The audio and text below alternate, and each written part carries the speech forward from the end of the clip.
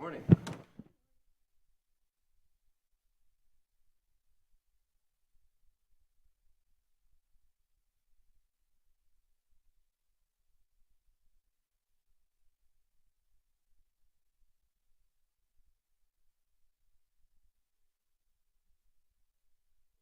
Sunglasses and Hawaiian shirt at the last second. Jeez. I did wear shorts.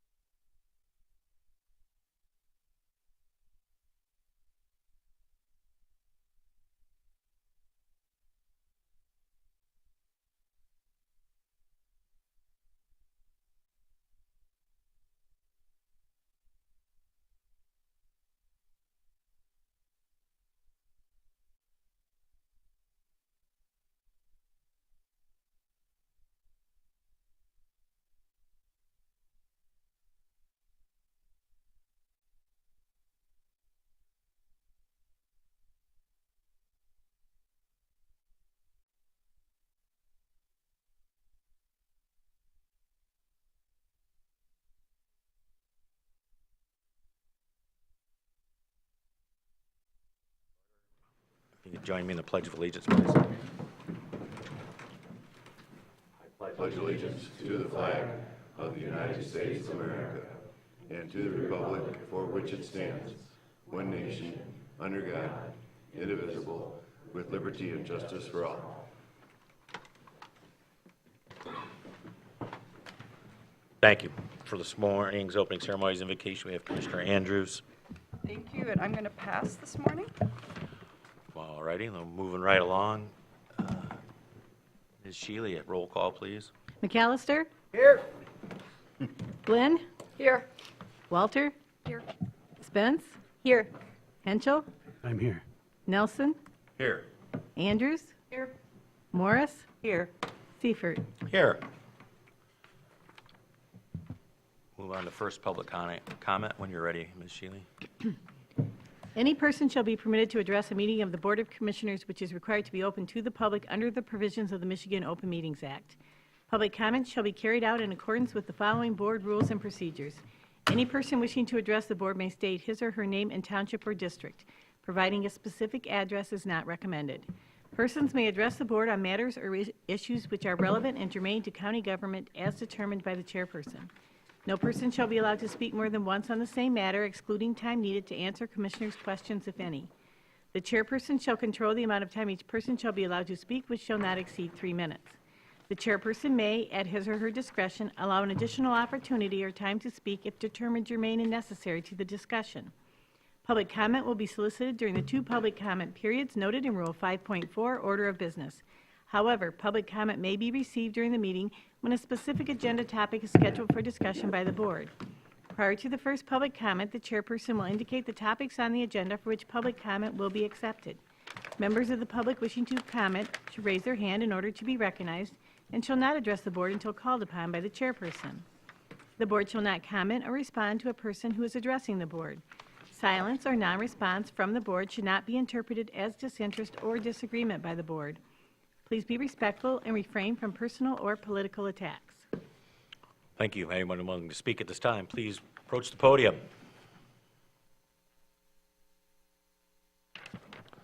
Justin Reed, Traverse City resident. Last month, the clubhouse had its 30th anniversary.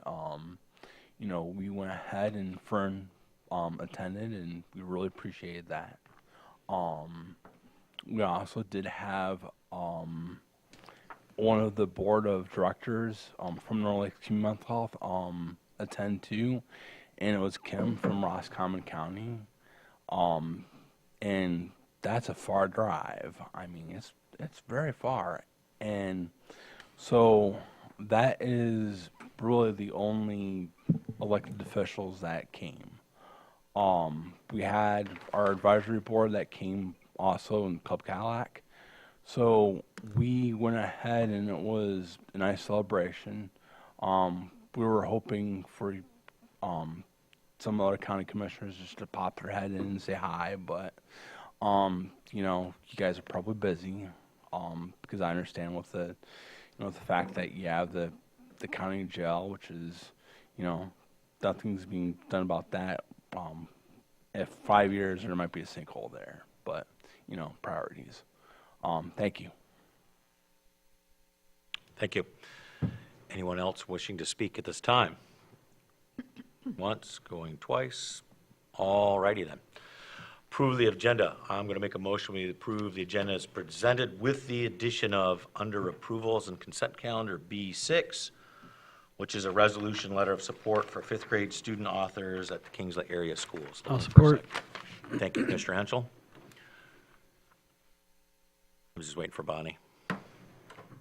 Okay. Any comments, questions, or concerns? All those in favor say aye. Aye. All those opposed say nay. Thank you. Moving right along. When you're ready, Ms. Shealy, consent calendar. The purpose of the consent calendar is to expedite business by grouping non-controversial items together to be dealt with by one commission motion without discussion. Any member of the commission, staff, or the public may ask that any item on the consent calendar be removed and placed elsewhere on the agenda for full discussion. Such requests will be automatically respected. If any item is not removed from the consent calendar, the action noted, receive and file, or approval is approved by a single commission action adopting the consent calendar.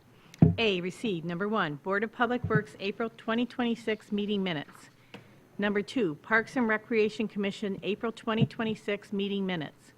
Number 3, Department of Health and Human Services, April 2026 meeting minutes. Number 4, Northwest Regional Airport Authority, March 2026 meeting minutes. B, approvals. Number 1, adoption of Board of Commissioners meeting minutes. Number 2, 2026 tax rate request. Number 3, 2026 grant agreement for assistive devices and technologies. Number 4, reclassification of corrections officer, FTE, to crime analyst, FTE. Number 5, memorandum of understanding between the Grand Traverse County Treasurer and the Grand Traverse County Board of Commissioners. Number 6, Kingsley Fifth Graders Publishing Party, June 9th, for book called 20 Years Later. Wow. Would anybody like anything removed from the consent calendar this morning? I'm seeing that there is none. I'll take a Move motion. to approve the consent calendar as presented. Second. Thank you, Commissioner Henschel. We have a second with Commissioner McAllister. Any comments, questions, or concerns? Ms. Shealy, a roll call vote, if you please. Flynn? Yes. Walter? Yes. Spence? Yes. Henschel? Yes. Nelson? Yes. Andrews? Yes. Morris? Yes. McAllister? Yes. Seifert? Yes. Thank you, everyone. All right, so we're going to move on to departmental items. 8A. Are we doing special orders of business? Did I miss something? I Yes, sir. sure did. Special order of business. I'm 6A. sorry, Mr. Lehman. My apologies. I skipped right over it. Special order of business, 6A, South Airport Road, Logan's Landing Steering Committee.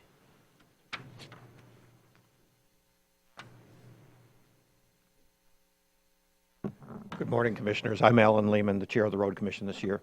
I'm here to ask you to appoint a couple members of your board to the steering committee that's going to find and direct a solution for the Road Commission for the South Airport Road, Logan's Landing corridor. Most of you who live here understand that there was quite a duress in our transportation system 6 weeks ago, and we need a long-term plan to fix the corridor. I'm proposing, along with Garfield Township, who've already appointed 2 members, and 2 members of us from the Road Commission and the Drain Commissioner, that you be involved in coordinating and selecting a response to this. It's a steering committee that's going to take all the community groups we can find and take the input from people about possible solutions and needs first, and then move on to specific transportation solutions for the corridor. The Road Commission, of course, is concerned with transportation, but there's a lot of other community groups who are interested in making the corridor a better place. It's going to affect zoning commissions, zoning in Garfield Township. There's going to be a number of things that are going to come up with this. The steering committee I proposed, only exist for 1 year. This is not I don't want to create another unending government board that's going to work with this forever. We have a specific mission in mind, South Airport Corridor at Logan's Landing, and a specific timeline, 1 year. I'd like to have a proposal back to the community, to our individual boards, and ready, fully presented to the community for you in 1 year. There are other methods perhaps to get at this, but I feel this is going to be our only mission and going to be very direct. I've really been encouraged about the coordination between the three governmental entities based on what happened last week with a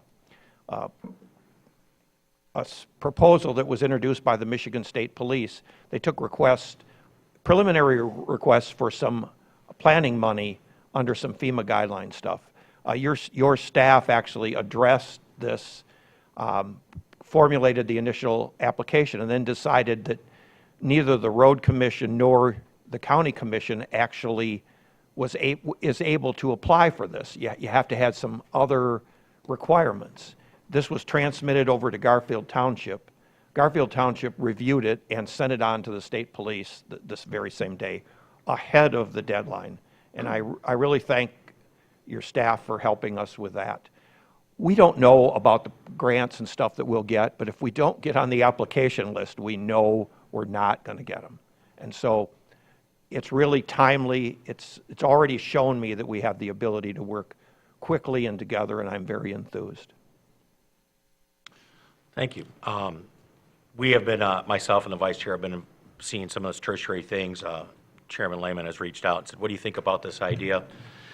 As well as the fact that some of our folks on this board, including myself and the vice chair, are doing something similar with the new builds of justice facility or / jail and a few other things. So I'm going to make the motion that we approve our involvement in the steering committee, and we appoint myself and Vice Chair Andrews to that board. I'll second. Any comments, questions, concerns? Questions for Chairman Lehman? Yeah. Thank you very much for spearheading this and continuously coming up with good ideas.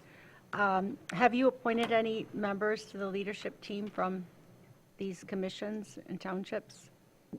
From Garfield Township, Joe McManus and Denise Schmuckel they've been appointed by the township board, and our board has appointed myself and Hyder Chasm, another commissioner, who has been our previous board chair the previous two years to me. Thank you. Any more questions? Commissioner Andrews? Yeah, thank you, Chair Lehman. I understand that the bridge is, the South Airport Road crossing is one of the most traveled roads in our community. We all got a glimpse of what that looked like when it was out for a week. And it doesn't just, it affects everybody, right? Because the spillover affects 8th Street and everywhere between here, there, and south and north and east and west. I guess my concern is, and I appreciate this is moving forward, it needs to move forward, but I guess one question is, what comfort do we have for the community? I've looked at the Road Commission's 2022 Asset Management Plan, which has a specific section on bridges, and this road was flagged from 2022 as a highlighted concern. The county's 2022 Natural Hazard Mitigation Plan flags South Airport Road crossing as the #1 priority for precisely the reason that half the community travels on that road. The 2022 Hazard Mitigation Plan references the 2015 Hazard Mitigation Plan. The #1 priority in the 2015 Hazard Mitigation Plan was to improve the South Airport at Logan's Landing crossing, so that we're at 11 years that this has been a priority. What comfort do we have that this is not just going to become another study on a shelf or in a basement of some office somewhere? That's the history, right? That's the trajectory for this crossing. I can tell you that I've only been board chair for 5 months, but I'm committed that we have a solution in a year. I can't speak to what different agencies who might have had plans in the past that didn't come to fruition and why, because I don't have enough history with it. But I can tell you I'm committed to moving forward with it, and that's why I'm asking for your cooperation. Well, I can appreciate the question and the concern because the difference here I see is that it was flagged as an issue, but nothing was done about it. And this at least is like more progress than we've seen in 11 years of citing, like saying something needs to be done, but then actually starting the process. So I'm hopeful anyway. As am I, and I like the time limit because this is not to Commissioner, and what's your name again? Commissioner Andrews' point, that, you know, it's a plan and then it got put on a shelf. There's a timeline here. They got a year. That's what we're going to do. So, Do you think maybe it's because it was always a mix of fixes? I mean, it wasn't just South Airport that was being focused on, it was other projects to improve traffic flow. And so just my gut feeling was that South Airport Road and this need was able to kind of be put aside. Now I feel like there's a focus just on this. Like this is the main focus, it's the main priority, there's nothing else getting in the way.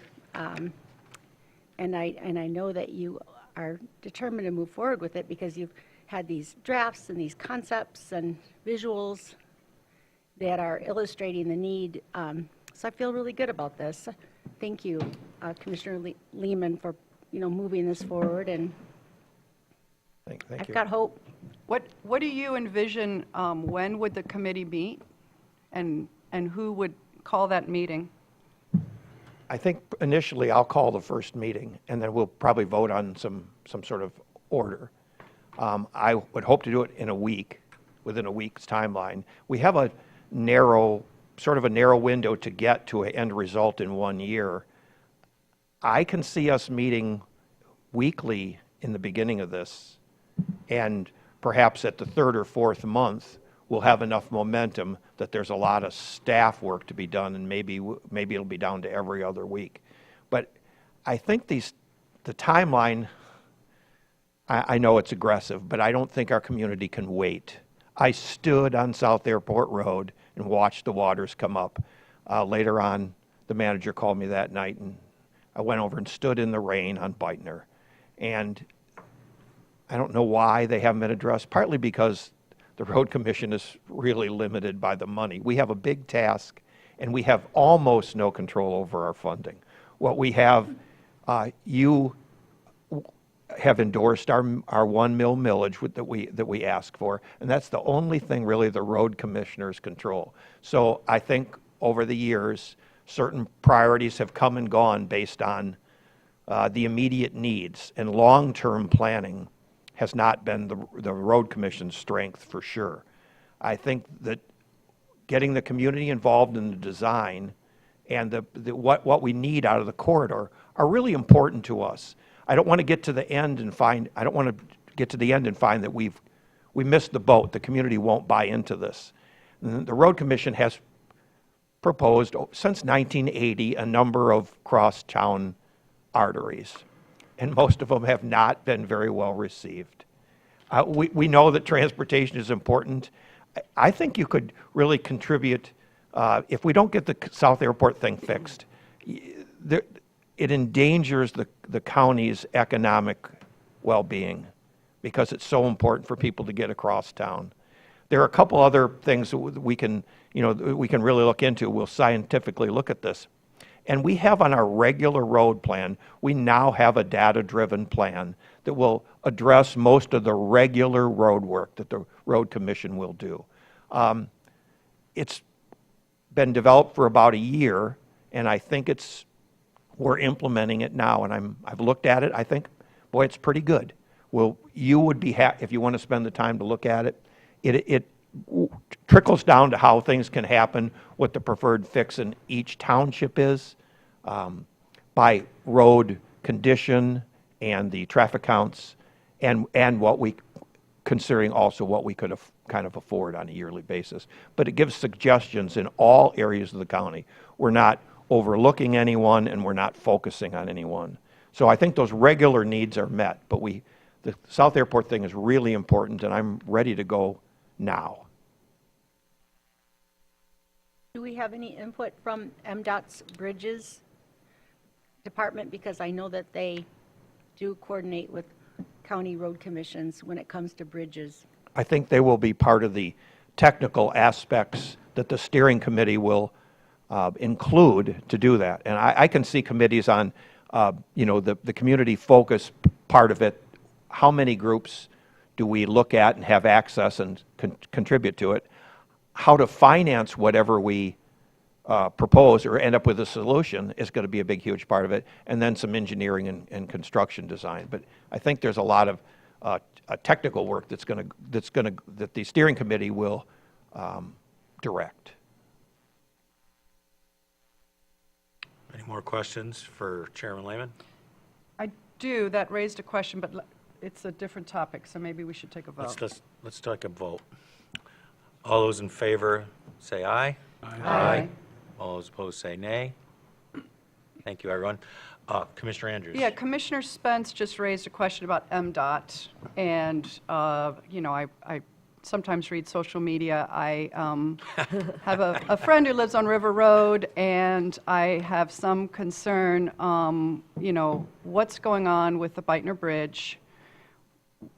I believe I recall an early press conference saying, look, we've already designed it, we're ready to go. Good news, folks. We knew Beitner Bridge had to be replaced, and we got a plan already. And it'll be about 6-7 months, I think, is what Mr. Watkins told us, Manager Watkins at the time. Where are we? And how much longer are the folks who rely on that crossing going to be put out? Oh, I was hoping you were done with me after the corridor. If there were a bridge over Beitner, we would be. The road commission had a plan and engaged an engineering firm 24 months, or about 20 months, 22 months before the Beitner Bridge collapse. The plan wasn't quite finished, but it was about done. It was about there. I looked at it. It's actually on the Eagles website. The finishing details were put on it, and we had hoped that this would go to bid no later than the first week of July. And I discussed this with my board at the April meeting. MDOT is a process-driven organization, and they have a lot of requirements. And it's not speedy, but they think it's fair. What we've got, we either had to go ahead and build the bridge out of our own funds between $4 and $5 million, or we have to accept their timelines. And we debated it and said, well, $4 million extra dollars is a lot of money. They've already been working with us. Let's stay within the process and try to expedite that along. There were some complications. They're all into them, and we're waiting for the staff the MDOT staff to say, we're ready to move ahead, and we haven't got that we haven't got a public date. I had heard, initially I thought, based on our April meeting, the information I was given, this would be on an early July bid letting. There is no early July bid letting, it turns out. They're usually the first Friday of the month, and there isn't one then. We've got, there's one later in the month, and there's one in August 28th. And if we don't get an earlier bid letting, the summer will go by with no construction. We've asked the MDOT staff to identify whatever hurdles are left and maybe even have a special letting for us to get this done. I wrote a memo to our manager saying, if they don't believe that some of these procedural requirements should be waived, then they should be forced to come and live and drive in Traverse City. Because maybe in Lansing it doesn't seem so critical, but if you've driven our roads, you understand that this traffic does not easily get diverted and migrate other places. The traffic light that we've installed at Hartman Road, I think, is helpful. I've driven through it a number of times, both ends of Hartman. That's taking the crosstown traffic over the Robbins Bridge halfway between failed Beitner and South Airport is helping, but it's still really busy. But I believe at least people are getting out safely now onto US 31. Part of our response to the team at MDOT, written by our new engineer, Neil Galehouse, that I was really thrilled with this, summarizing the responses. MDOT does not want that light there when we get to winter because they're concerned that it's the bottom of the hill and people won't be able to stop on it. If the bridge replacement isn't finished by then and we have to take out the light because of winter safety, it's going to create a super unsafe corridor. So we're going to ask, I guess you guys can discuss it, about some urging of our state legislators to act on our behalf to waive, the hurdles that are left should not be significant. So, Chairman Lehman, it's been my understanding, because of the declaration of state of emergency, that some of those procedures are not supposed to be in the way. What was MDOT's response to that? I don't know. I'm really not a Fair. governmental expert. Yeah. Anyway, I mean, right, quality of life impacts are severe. I mean, families who have to get kids to daycare and get to work, and unsafe conditions, it's a real problem for this community. And I think this is why we elect people to go to Lansing and represent us.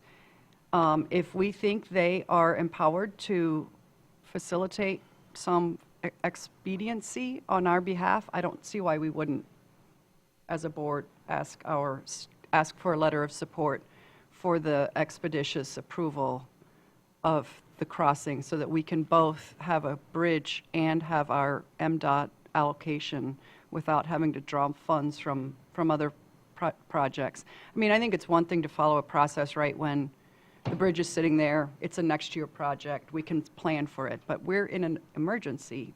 yeah. We are there. So I guess unless someone else wants to, I'll make a motion that we request a letter of support from our state. We request our administration to draft a letter of support from state. How would we do this? How did we do it before? Just direct us to write a letter of support for the expedient processing of the Beitner Bridge request. Second. I missed the second. I think I heard Rob. Okay. So did you get that, Ms. Shealy? And we will, Oh, go ahead, Nate. Request administration to draft a letter of support for expedient. Approval of the Beitner Bridge replacement for our elected representatives to Lansing. If I say bureaucrats, is that to MDOT? There you go. Thank you. So are you MDOT? saying that that hasn't already been done by the road commission? I think they are, I think he's saying they informally, but Have you not already reached out to Kofi Roth and DeMoose about it? We have not spoken, they all came and looked at the thing, but our procedures don't really, they're not submitted through our representative. They're submitted to the staff at MDOT, and we've submitted them to we've followed the procedures and we've got them into MDOT. I can't tell you how the path is not always straight. The road is windy. Well, I can appreciate that. We haven't even really seen summer traffic yet where I live in the village of Kingsley, because you can't go down Beitner Road. Traffic has increased 20% easily because they're coming across 113 to go up Garfield Road. And you could see a steady line of a mile of cars this morning in front of me. So, I mean, and like I said, summer hasn't even started yet, and I don't want to pick anybody apart, but I think a letter of support from this board probably will carry some weight, more so than the road commission, not to diminish the job that they do. But all the support you can get, you should ask for, and we should give it. Well, I would encourage you. Letter, to- maybe a couple of phone calls wouldn't hurt. Right, I would encourage you to call. I guess I'm surprised that already hasn't happened. Well, not just them. I think we could call. I Right, will be as soon as I leave this meeting. It's their project, too. did we get the motion? Yeah. I believe so. I'll say it again, though. Request administration to draft a letter of support for expedient approval of the Beitner Bridge replacement to elected representatives to send to MDOT. We did, and there was a second, that was the discussion, so. Sorry, what? That sounds right. There was a second. Yes, Who it was this? Henschel. Yep. Michelle, and that was, All right, any more comments, questions, concerns on that, about the motion or for Mr. Lehman? All those in favor say aye. Aye. All those opposed? Thank you. Thank you, There's strength in numbers. Thank you. thank you for your presentation and your leadership. All right, 6B, Annika Place 2 presentation. Mr. Elger? Thank you, Mr. Chairman. With us today is Mr. Baran from Goodwill, and he is here to talk, and with the guests, my apologies, to talk about the opening of Annika 2. That was, a couple of weeks ago that we had the ribbon cutting ceremony. It was a beautiful day, a beautiful space, and I would invite Mr. Baran up and... Yeah, absolutely. Please, thank you.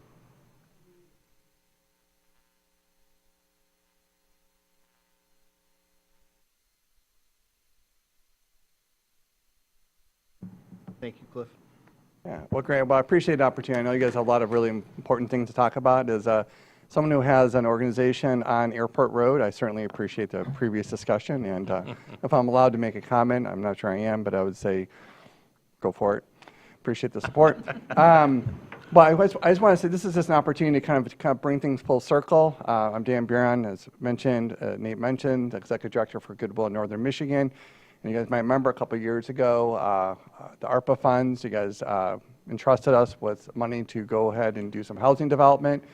When that came back and said, hey, we have this great opportunity with Walter Cooper, they have this great project, we'd really like to reallocate those dollars so they could finish the capital stack and get this project going.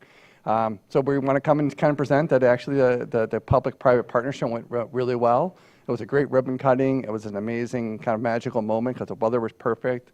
And I just thought it'd be really a good opportunity for you guys to hear about the project, and also really to hear about Walter Cooper as an organization. I think one of the things that I took away from that ribbon cutting and my board chair took out of that is just what a really thoughtful company Walter Cooper is in terms of the long-term commitment to the community and the project. And one of the things I did bring up at the ribbon cutting is that Greg Patterson was an amazing person to work with during that process. As you know, these projects are complicated. And there's always challenges along the way, and he was steadfast in knowing that this is really an important project for the community, was unrelenting in getting this done, and it's just been an amazing partner to work with. And just want to say thank you for the opportunity, thank you for entrusting us with this really important resource, and this is actually a kind of a happy moment. You have a little break in your schedule, so thank you. And okay, Greg Patterson, the Vice President, Community Development. We'll be here and speak and give you a little bit of update. Hey, thank you, Dan, for the comments, and thank you, commissioners, for the opportunity to speak. Annika Place 2, it's the second in that area. Annika Place 1, just west of there, was built 2 years prior. And this is a very unique property in the sense that it's a 4-story. It has 28 ones, 24 twos. It's general occupancy, but it has 19 set-aside units for permanent supportive housing. We have mobility, we have barrier-free units, and we have those for have sight and hearing disabilities. A lot of amenities. If you go there, feel free to drive through the parking lot at any time. Exercise room, common laundry, beautiful bike racks, community room for tenants and their guests, and a large playground for the children, and we have quite a few children at this development. Total construction cost, $12.5 million, $19.3 million investment in a site that was underutilized. You may remember that office building that was partially occupied there across from the Coca-Cola plant, and we think it's the best use for that site. It was a tight site, but we got everything on. One of the things that we want to do is thank you for your help and the local contractors that we had on site. In mid-December of '24, we got our notice to proceed We got our certificate of occupancy in January of '26. We were able to shave 2 months off of the schedule thanks to the trades and thanks to Maxwell Cameron's team who were very responsive to our requests for inspections, plan review, etc. We were able to build this project in about 10 months because what you don't see is that we couldn't get started on the project even though we got a notice to proceed in December. We couldn't start till March because of winter conditions, which precluded us to get started. So it was a record speed. And what that meant to our ownership was we could deliver our credits on time. We didn't get a credit penalty because we were late, and that saved roughly $100,000 out of the pocket of the ownership because we were quicker to market. We build them to last. You can see the type of high-grade materials, hardy siding instead of vinyl. Exterior with 2x6s, 2x8s, that's for energy efficiency and structure. Gypcrete for soundproofing on the floors and sustainability of the floors. And I listed our management group, which manages the property but also uses the reserves frugally to maintain the property in long term. We build it to be sustainable. You'll see our LEED rating. We have all Energy Star appliances. We were able to add site solar panels. We're near public transportation. And one of the things I wanted to mention is through a deed restriction, we pledge affordability for 45 years, and hence the reason why we invest more in the materials. And lastly, to take care of our tenants who have needs, we have a long-term contract with Dan and Goodwill. This was a unique project in that it was not a 9% like our other projects in the area. 9% housing tax credit was 4%, which meant the difference between 4% and 9% means there's gap when it comes to funding. We're thankful to MSHDA who gave us a special PSH allocation of funding, and our thank you to you who allocated the $400,000, and Dan who had the foresight to say, Craig, I know you have a need, you have gap, let me approach the board and see if we can move that money to Anika 2. The picture here shows one of the items we were able to purchase as a result, and this is furnishings for the 19 PSH unit. We've never been able to do that in the state of Michigan. In the 7 previous permanent supportive housing units that we've built throughout the state, that's 7 communities, and that was because of the allocation. The second thing was we were able to put solar panels on. They weren't on the original budget, but it was a promise that I made to the City Commission that if we ever got funded, then we would put panels on this panel-ready building. So thank you very much. Chris, Nate, appreciate it very much, your team and all the help that went into that. This was the celebration day, the ribbon cutting on May 14th. A lot of people attended. Dan mentioned it was a beautiful day. Dan had some great comments. The mayor, Nate was in the crowd. He said, hey, it looks like a busy schedule. I'll let you guys speak. And we had a ribbon cutting, but it really is summarized best why we're in this by the quote from Deb Braden, who was one of our tenants, who said, hey, for a year plus, I didn't have a home. I found a home. I feel at home. And I think that Deb reflects what the other 51 tenants' households would say. If it wasn't for Anika 2, if it wasn't for the partnership here in the city between the city, the county, our investors, our stakeholders, MSHDA, then it wouldn't be here. One last tidbit. At Anika 1, currently just to the west, we have 177 on the wait list for 1 bedrooms, 50 for 2 bedrooms. This project occupied within 3 months which was a record for absorption.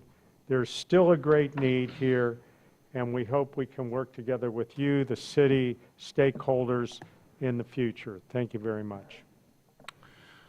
Thank you. Yep, and if there's any questions, but I just want to add one thing. So we actually have a full-time case manager who's on site to work with those 19 individuals as well. And we've had a partnership with WODA, providing housing-based case management for at least 15 years. 15 years. 15 years. And we're committed as an organization for the entire time that project is going to be there. So for 45 years, that's a commitment that we make, that we will self-fund those housing-based case managers as a part of our mission to the community. Fantastic, thank you. Any questions for these fine people? To Mr. Andrews. Yeah, thank you. If you can scroll back up to the page 3, I think. I understand there are 52 units, 19 are permanent supportive housing. Tell us a little more about the other 23 units, what the income levels are. I think one up Okay, I'll keep from going there. up. It just I had can that. answer it's- that. Yep, that one. The other 33 units are 33, thanks. general occupancy, meaning for seniors, singles, and families. And the income brackets range anywhere from 30% AMI up to 80% AMI. Now, what's unique about us is that even though we can stretch and as I remember, we have about 48% of the units that are of the 33 that are in the 70 to 80% AMI income bracket. And what that means is that we can stretch to that income level, household income level, but our rents are down rented to roughly 62 to 64% of what we can charge for those 70 and 80s. The reason we do that is we want to absorb quickly. We want people have moving expenses, and lower rents in this area are really important. So that's how we handle it. The total development income averages at 60% AMI. So the AMI for the nation is somewhere around 77.5 thousand, 77,500, and the AMI for the county is higher than that. It's in the 80s. So we can get workers, seniors, entrepreneurs, and a lot of income people that actually serve all of us here in Traverse City. And if this was up where I live in Mackinac, same workers and same housing serving me. Any more questions? Thank you so much for being here Thank you. today. Exciting news. Well, I have a Oh, question. Sure. Make up your mind. No, if there's, right, 177 on the wait list for the one-bedrooms, what's the next project? We're working to find the right site, and we are scouting the area, but we don't have a site yet. We're looking at a couple in the region. And I know there are some good competitors of ours that are also looking as well. So I think the future is bright. Fantastic, thank you. Moving right along, Mr. Elger, 6C, the Governmental Center Assessment. Yes, thank you, Mr. Chairman. With us today is Pat Machin from Machin Engineering, and in your packet you have an introductory letter from Chris Como, Deputy Facilities Director, as well as a letter from Pat. Since we have received some additional information that I sent to you this morning via email specific to Priority 1 and Priority 2 that Pat will be talking about.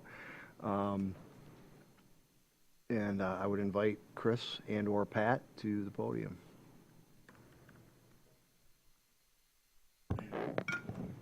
Okay. Good morning. So in late April, facility staff noticed an issue in the basement of the government center as we were wrapping up our chiller project for the building. When we noticed the issue, a preliminary building assessment report was completed and presented to the administration. That was then disseminated. At that time, the decision was made to engage Machin Engineering. Once Machin was brought in, we did some preliminary work to the building so he could do an assessment. Pat Machin is here today to show everybody what he has found in that assessment. So I'm going to turn it over to Pat.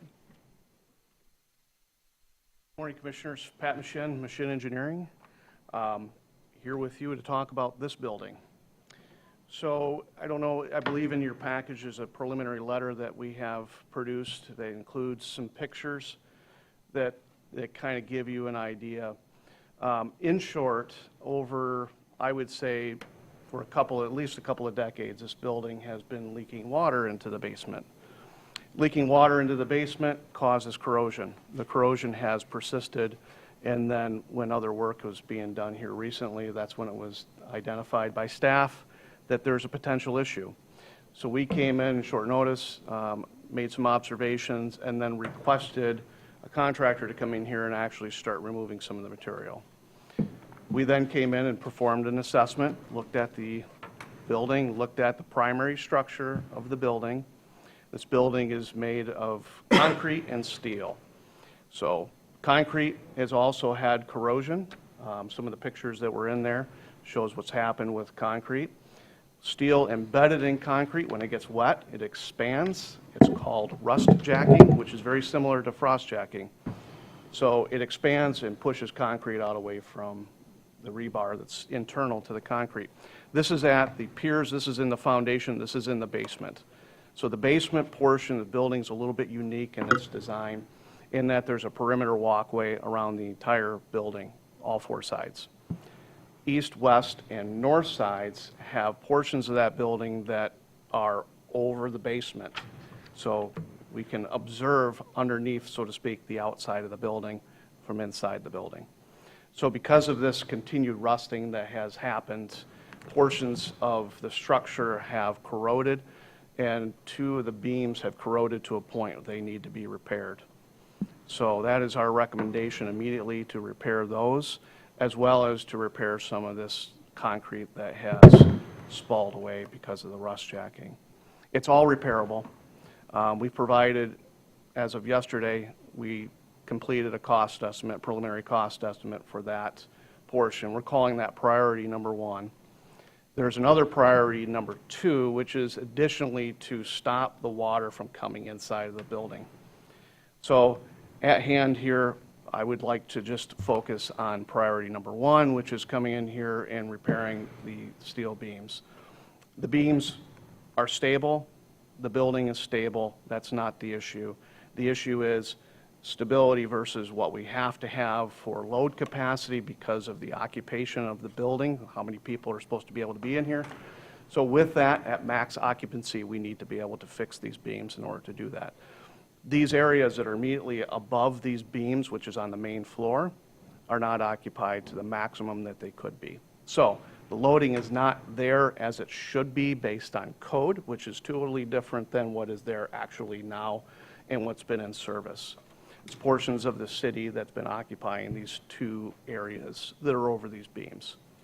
So that's, in a nutshell, that's the recommendation that we have at this point, to fix the steel beams, fix the concrete so that you can continue to have good service for the building that's required by the building code.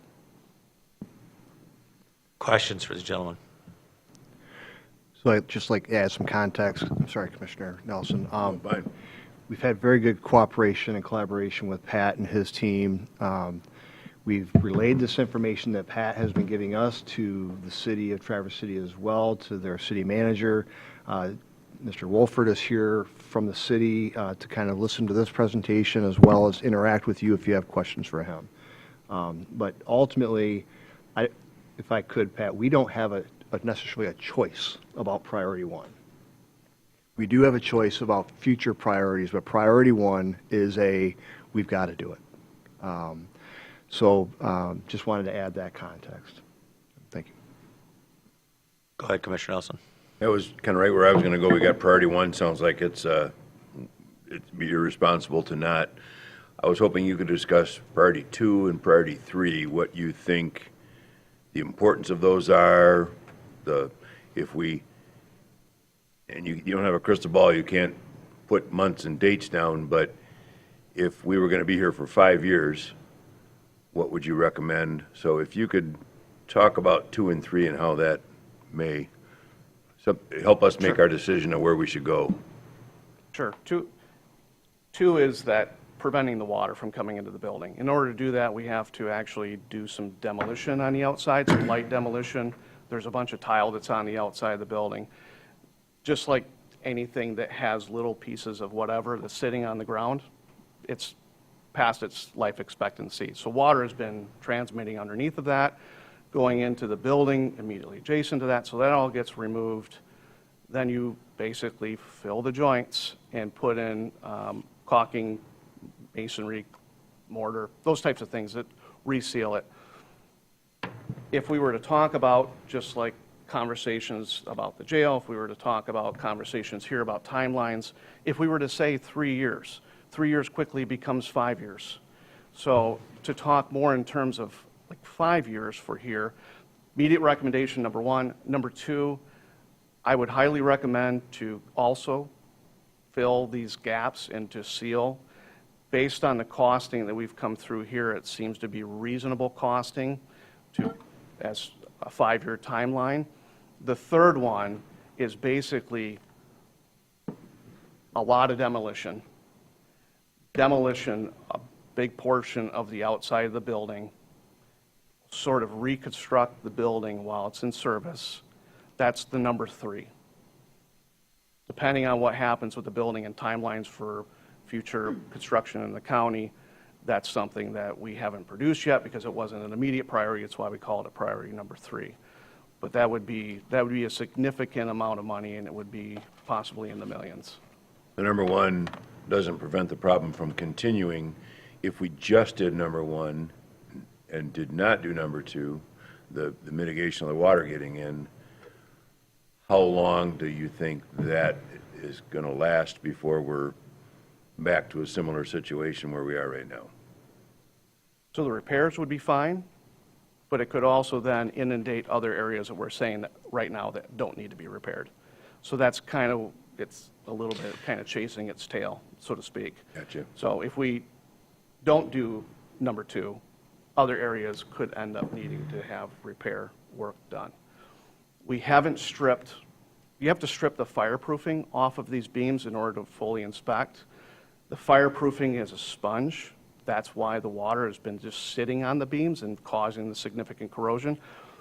But because of that, it's a safety thing. We don't want to remove all of the fire safing. So we know that these beams need to be repaired. We know the other beams, based on what we can see without stripping everything, they're in satisfactory condition. But if you don't do the waterproofing, it'll lead those down the road. 5 years, again, I don't have a crystal ball, but it's just something to consider. Okay. I have a question. If we, what's the time frame repairs if they were approved today? 1 and 2, 1 and or 2? 2 weeks to get a final design, get it out for bids, and then a contractor could probably fix number 1 in probably a week once they're out here. I guess these repairs, would they be finished by the time winter comes back around in 2026? That would definitely be yes. I'm going to make the motion that we approve priority 1 and priority 2 as presented. Second. What does Commissioner that Walter. motion mean? So in other words, you're looking for them to go ahead and get estimates and come back? We to have us? estimates, so it's in our email. Right, but those estimates were not specific. It sounds like there's further estimating needs to be done that we would then approve at that point, or are you approving that this work gets done with this motion? Now, for clarification. My motion is for the amount of money that they're saying that the estimate that it's going to do to work for priority 1 and for priority 2. I'm saying my motion is we approve that work, So or the process to get the work done. For the people at home, priority 1 is $87,000, including a 20% contingency, and priority 2 is $128,400, which also includes a 20% contingency. So just since nobody else in the audience or at home has that information. Right. The So- combined total is about 210. My math isn't always right. It's close, though. It's like 215. That's kind of where I wanted to go. And do you want to put any not to exceed on that, or are we just, I It think that, includes a contingency. I understand that. I would think that the final number is the not to exceed. Yeah, whatever 128.4 plus 87 equals. What? I would think so. Mr. Mitchin, are you comfortable with that? Do you feel that there's Yeah. a need for further contingency in this, or? I don't think there's any more room for contingency, basically, or need for that. It doesn't include design fees at this point, so what we have to do is we actually have to create the bid documents so that we can go out for public bid. This is based on interviews with contractors for actual real-world costs. This isn't something that we just lightly came to. But to also make sure that we're covered in the amount. But once you go out to bid market, the competitive nature of bid market comes in, and then that's where we need to get to. So that's again, part of the timeline. So committing to this basically is you're committing to the amount of money that we're representing here in a preliminary cost estimate. To help clarify that, Commissioner Nelson, once they have a bid, and there's people bid for it, that will have to come back to us to be approved for the work to be done. Yep, understood. Whatever that contract is. Mr. Como, do you have any I got comments you, or actually. questions before we go ahead, or Mr. Alger? I feel Pat has really hit all the questions that are Yeah. necessary at this point in time, so. Commissioner Okay. Walter? You had a question? Yeah, a couple things. It does say in here, in fine print, the cost estimate is approximate. Actual construction bids may vary significantly from the statement of probable costs, yada, yada, yada, due to a list of possibilities. So is this going to come back to us at our next regular meeting, you think, to keep this moving along? Whenever they get the Okay. bids, it will come back. And then, Hopefully next week or two. because this wasn't in our CIP, where is this coming from? It's a great question. Well, it's a cost share, right? It is. Well, that's the other question I had, is Yeah. what kind of conversation with the city about cost share has been? We have been engaged with the city about the agreement that we have for this building. We have an understanding from the county's perspective that fixes like this is a 50-50 cost share. The city, I don't know that they completely agree with that, but certainly it would be at a minimum 26% of the cost associated with the fix if we use the city's version, or 50% of the cost if we use the county's version. I have a question about that. So if we were to, because we're partners in this building, and let's say we were to sell the building, are they going to get does the city get 26% or do they get 50%? I can get back to you on that. Do that, because that's the answer. It's like, if you get 50% if we sell it, you're paying for 50% of the repairs. You occupy 26%, but from what I've read, the city owns half of it. It's not an ownership issue. It is. To characterize it like that is accurate. We are tenants in common in this building. So 50-50 ownership, I guess, is a way to consider that, but it's just not that succinct. We have been talking with the city attorney. Chris has been engaged in this conversation now for 2 years-ish? 7 years. I was trying to be... Since the building was built? Trying to refine that agreement so that we have a better understanding. And you guys are aware of this because you're involved in the discussions about the executive steering committee and what do we do with this building and the challenges that are associated with the agreement. But we're working through it. But So we did, the operating agreement was drafted, approved in 1997. So throughout the years, we have talked to the various city managers about doing a comprehensive rewrite, update. The last version, we did work with civil counsel to redline the agreement to address capital improvements, which are not addressed in the existing agreement. Unfortunately, those red lines were not accepted by city management. Nothing's ever easy, is it? Nope. Unless, of course, we're paying the whole tab. Then I guess it's easy. So back to Commissioner Walter's question. Where is it coming from? We must assume that we are paying 100% of this if we're authorizing it to move forward. Hopefully, there's a cost recovery component, but for the 215, maybe more, thousand, do we have some funding in the capital improvement budget or elsewhere to cover this if needed? we're going to have to look at the CIP fund and shuffle the order of operations for some of these fixes that were planned for 26 to accommodate the costs associated with this project. My recommendation would be that between now and the time we receive and approve the bids, that the that we work with the city administration to determine the cost share and where exactly those funds are coming from. Present that to this board at the time of the approval of the bids. I have one more follow-up question. So the damaged area that in Priority 1 that's going to be fixed, if it's not fixed, what debilitation will that be? What part of the building that's being used, how will that be affected, and where it'll be affected? A great question. I was prepared to answer that, too. So what you'd end up having to do is you'd have to derate the area. You basically have to limit occupancy, and you have to limit the amount of things that are in that area. Because as I've said, it's more of a function with how much weight is sitting on the floor, which is then being supported by that beam.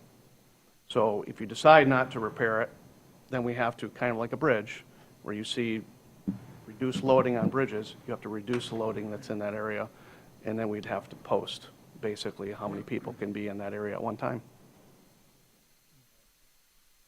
Just to be clear, the area that is affected directly affects the city, not the county. Thank you. So I guess observation is that when we have decided to do a project like build Project Alpha or replace the jail, it's been, by my math, from decision to do to occupancy is at least a 3-year timeline that we've seen, realistically. We haven't made a decision on this building. The earliest we could make a decision about what to do with this building would be 2027. So the earliest we would exit as a county this building, should that be a direction we would go, would be 2030. So it seems to me, right, that we're sitting in this building for a good while. And it seems to me these are deferred maintenance things. They might have been observed earlier under circumstances. We didn't pay for them at the time. We're now paying for them, so we got to do that. So I don't have reservations about this investment. I hope we can recoup some costs, and it's a higher priority than something else on that list, obviously, because we can't not be in our building. I would be interested in priority 3, which is a longer term, a permanent solution. What is there a possibility to bring back to this board? Because this is a big important structure, and we do have some obligation. We have an obligation to continue to assess its viability, and it seems like that is information we're going to need. It seems like you're going to be in there doing work. Is there a way we can get a range of costs on a permanent fix without incurring huge amounts of additional cost so that we make informed decisions going forward about a permanent fix? We would have to go out to RFP to come with accurate numbers for you, and those numbers are construction costs. The additional cost to that would also be design services, which are also not currently being talked about. So we looked at this. This buys us time to make some of those decisions that we need to make. When I met with Chris and Pat the first time, Pat tried his best and to help me understand that mathematically the beams are not where they need to be. But that's not the only calculation that is in play here. There are other structures in play that are supporting the weight of the city, as an example. It's not imminent that that's just going to collapse. We can't, how did you say it? We shouldn't be having a dance party or something like that. Well, that's a challenge for us because we don't want that concern to be ever present. So I think it's important that we absolutely move forward on first priority. Is there efficiency associated with going for priority 1 and 2 at the same time for excavation purposes? And yeah, there will be some efficiency, and it's basically in contractor costs. So our earliest understanding would be about 10% savings probably for that, up to that. So Great. 20 grand. Yeah. Yep. All right, so there's a motion on the floor. Who made the second? Penny.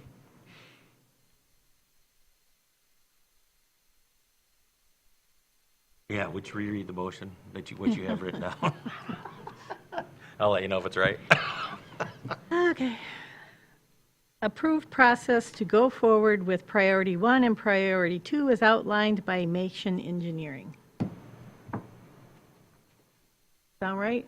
What would you like to add to Can that? can you add to that to have administration work with, and Assistant City Manager Deb Allen just walked in, to include in that motion to direct administration to work with the city to come up with a I'll cost. accept as a friendly amendment, you? Yep. All right, Thank you. beautiful. Did you get that? Yes. Have administration work with city on a cost share? Yep. All righty. So if there's no more comments, questions, concerns, all those in favor say aye. Aye. All those opposed? Thank you, everyone. Thank you, gentlemen, very much. Thank you, guys, appreciate it. Thanks, Mr. Elger. Seeing that we have nothing removed from the consent calendar, let's take a 10-minute break, everybody. Oh, that sounds beautiful. Good call. Struggling today.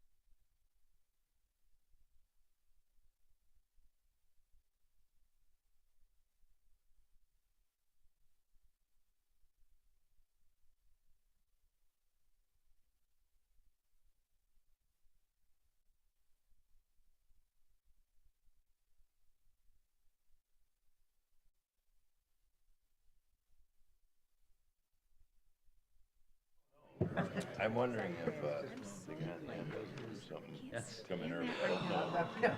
I'm trying to hold it together right now. Oh, goody. That's good.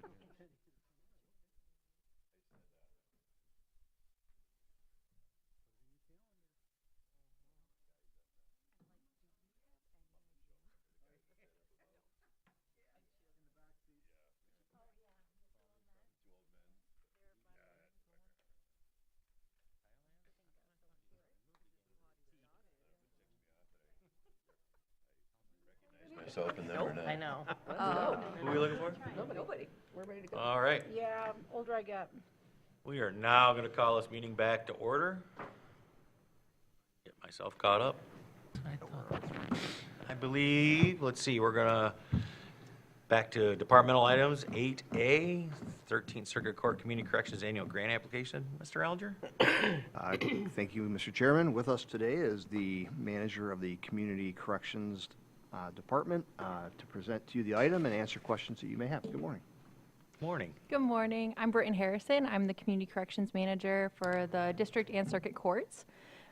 This morning is just a brief overview of what we do as a department, and then also an action item for your approval, hopefully, is our annual grant through the MDOC and the OCC. I do have a presentation. I'm not sure how to get it on these. We also have it in our packet here. Oh, perfect. That's okay, we don't know how to get it on the screen either. Have you ever seen this? You should have it on the screen for the people out. There we Thank go. you very much. So we're going to start off with a brief overview of our department. So what we do, we are felony bond compliance is one of our main goals is pretrial. We complete praxis assessments with all new felony cases who come through either Antrim, Leelanau, or Grand Traverse County Jail. We also supervise all bond conditions for those cases, whether that be GPS tether monitoring, testing, or other conditions imposed by the court. We run that supervision. We also handle all GPS is for misdemeanor bond as well as misdemeanor probation. Those are run through our office. We also provide a jail alternative program, so people can serve a portion of their sentence, and then with judge's approval, we can get them out into the community on a intensive supervision program, so either house arrest or inpatient treatment or a combination of both. What we try to do is target what brought an individual into the justice system in the first place, help them get their mental health, their substance use, and other factors under control and in a productive trajectory so that they can be successful when they go on to probation. And then when they are off supervision as a whole, hopefully we will get them to a place where they don't re-enter the justice system. We also run PBT and alcohol monitoring out of our office. We do machine rentals. Some of those for clients are covered by the grant. So any OWI third cases who are on felony bond can get rentals through office for free, so they will not have to pay for any form of testing when it comes to PBT machines. We also cover through our grant all GPS cases that have verified victims. So if there's a named victim in the case, the client will not have to pay for any sort of GPS monitoring imposed by the court. For personnel, we have 5 positions. 2 are full-time felony bond compliance officers. We have 1 who is full-time Grand Traverse County, and then she helps with Leelanau and Antrim when our other compliance officer is not in the office. And the other is Antrim and Leelanau, and then she assists with Grand Traverse, I would say, multiple times a week, simply because the Grand Traverse caseload is higher than either of the other 2 counties. We also have 1 full-time employee who does our misdemeanor and felony jail alternative program. She meets with clients on a weekly basis. She meets with them in the jail, in her office, and monitors all requirements for that program. It is high supervision, so she's meeting with clients in her office at least once a week. And then we have 1 compliance officer who handles all of our machine rentals and testing compliance through our office, and she also manages the financials for those as well as for the jail alternative position. Our budget is composed of money from all 3 counties in the district, as well as our grant funding. We also, because of our machine rentals, we do charge clients for renting machines if they don't fall under that OWI third for the PBT machines or for our GPS tethers with a named victim. Those revenues are put back into our testing so that we can cover any costs for money that was not given to us by clients for their testing or for lost or stolen machines. So that we are not using county funds to recoup that money. We have a little bit of a cushion through our machine rental process. Our grant request for FY 2027 is $316,501.25. Our goals, priority one is public safety. We provide resources to the courts and prosecutors, as well as victims advocates and defendants, so that we can adequately supervise individuals in the community while protecting the community, as well as providing public safety assurances. We will, in FY 2028, be requesting an additional person for our staffing plan for pretrial purposes. As I will show you on the next slide, we have been going up significantly through the years for our supervision as well as our assessments, and we've been able to make small adjustments to balance a little bit, but those small adjustments are not going to last us forever. And so next year, we are hoping to be able to fund a new position. As a mix with the grant, they will be able to fund part of the position, but they will not fund 100% of a position, so we will be requesting more money in that next grant cycle. This is just a heads up for that new position. This is our pretrial assessment, pretrial supervision, and jail alternative numbers from 2019-2020 to as of April 1st of 2026. And then I have our projected end of year for 2026. As you can see, we've had a pretty significant increase throughout those years with the same amount of staff, and we've been able to make adjustments to manage, but as I said, we will be needing to request additional staff in the near future. So opportunities, the request for the grant this year, we did have an additional thing we requested. We would like to be able to fund the first month's rent in transitional housing for our jail alternative participants who are coming out of the jail. And because of the limited resources, the NMRE has cut funding for inpatient treatment. A lot of our local grants have suffered losses in the recent history. We would like to be able to help bridge that gap potentially, pending approval and all the things. But our goal is to be able to fund first month's housing for applicable applicants. Housing is a huge barrier for all of our jail alternative participants. And having somebody come out of jail and immediately need to pay $500 to get housing is not manageable for, I would say, 90% of our participants. So we are trying to utilize our grant in new ways to help bridge that gap. We're also looking to use opiate settlement funds. Counseling is a big part of our program. I would say it's foundational to what we do, especially for our jail alternative program. We are looking to use opiate funds to fund interim counseling for people whose Medicaid particularly gets shut off during their stay in jail, and the jail works really hard to try and get that set up and turn back on for them before they're released. Sometimes it works, sometimes it doesn't. Medicaid is running really slow right now, so this is a barrier we've also found, and we're trying to find workarounds so that we can get people the best treatment as soon as possible. And then we also would like to apply for opiate settlement funds for testing. Our grant through the OCC and MDOC cannot cover any more testing than we already do. And so we're looking for new ways to help bridge that barrier, because we know that testing is expensive, and hopefully we'll be able to use those funds for felony bond defendants as well as our jail alternative defendants. Thank you. I appreciate you guys' time. If anybody has any questions, feel free. Any questions for Ms. Harrison? I said that right? Yeah. Okay, good. I'm terrible with names. My apologies. Commissioner Walter. Thank you. Just the last thing you shared, I need some clarification on. Thanks for being here. and that's related to requests for funds for testing. My memory isn't the most awesome thing anymore, but I feel like we provided opioid funds for testing and it hasn't all been spent. Can you give us an update on that? So as far as I know, the opioid funds that were approved by the commission were for the drug court specifically. Community Corrections has not actually been able to touch any of those funds for any of our felony bond or jail alternative clients. That's correct. But the question I think Commissioner Walter asked is how much of those funds is left? Last report we got, I think, was about a year ago this time, probably triggered by the same conversation with Ms. Shrively at the time, that of the 40,000 that we had allocated, only 7 had been spent. And so would it help in order to get that funding into the community faster to adjust our resolution so that those funds that are sitting in a bank account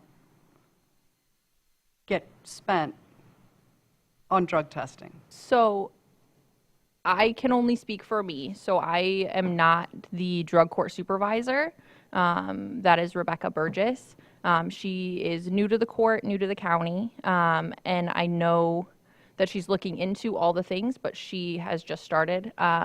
So I would gladly open up that window of conversation with her and have her, who would she need to open up that conversation with? Would she need to come before the board, or how would that work? That'd be great, yeah. Yep. Okay. Maybe I'll- We can make that request. Right, those funds were meant to help people. I think our board might have said it's for drug court participants, but I don't know that we wanted to limit it only to and what is the participation rate in drug court right now? How many people are in there?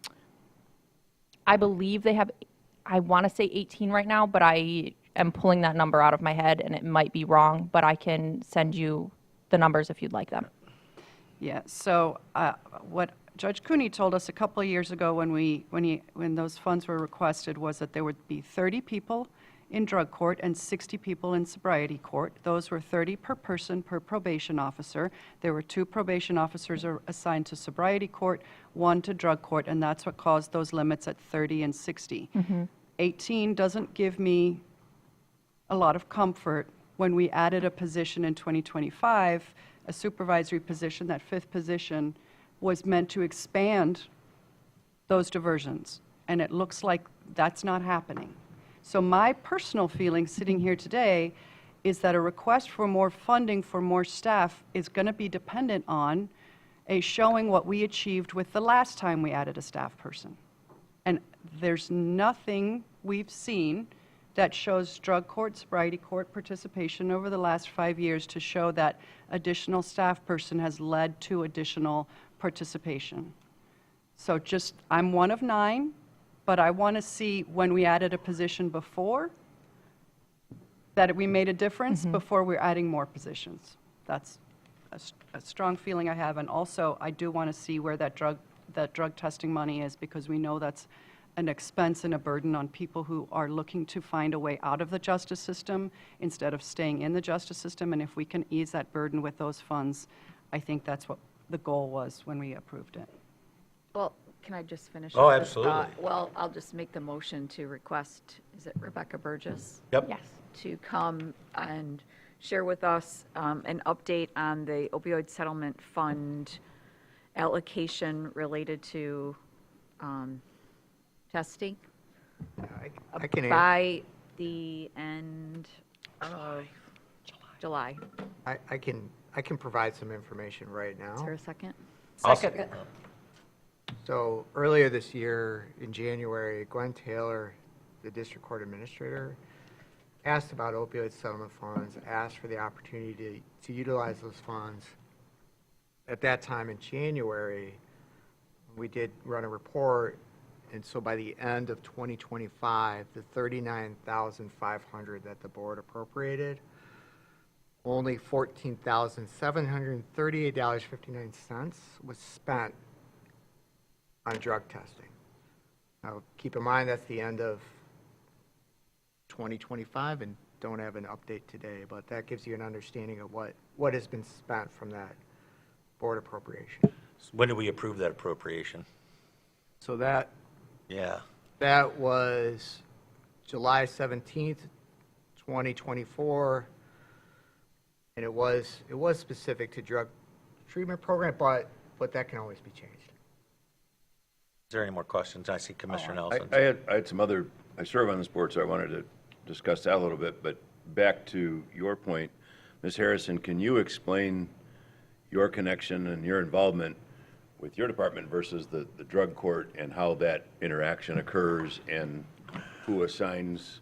And so For sure. I think that'll be clarity for the board. For sure. So as of FY 2027, the only connection we will have to drug court or treatment court is that I will be on the teams for those. So that's a once-a-week meeting where we discuss participants and go to the court hearings. Our department as a whole right now provided part of our grant funding to fund a position with drug court. We are not doing that in FY 2027.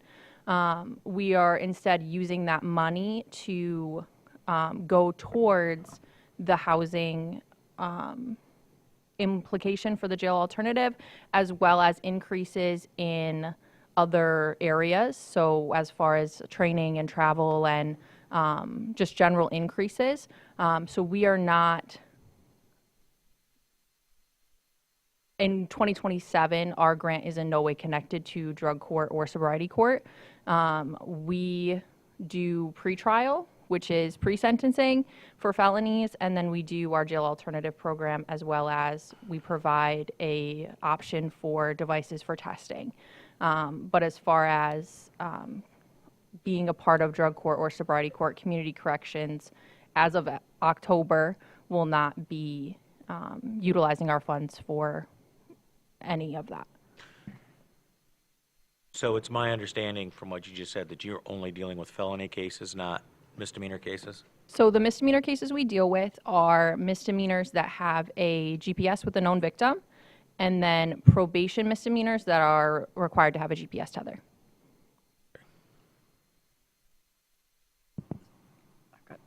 I'm sure you do. We do have a motion on the floor, though, before we get to your litany of questions, I'm sure. Any more comments or questions about the motion that's on the floor? So I serve on this board, and it's made up of the judges, law enforcement from the 3 counties, county commissioner from each county, and even and the members of her team, and also a member who has used the services. And a lot of these funds are state-based, MDOC-based. They do a really good job. There's a lot of metrics involved in this. The interaction with the drug court, that I think we're asking the wrong person for that. That's really the drug court and the judges and how that's utilized. Ms. Harrison's department is responding to what is sent down to them.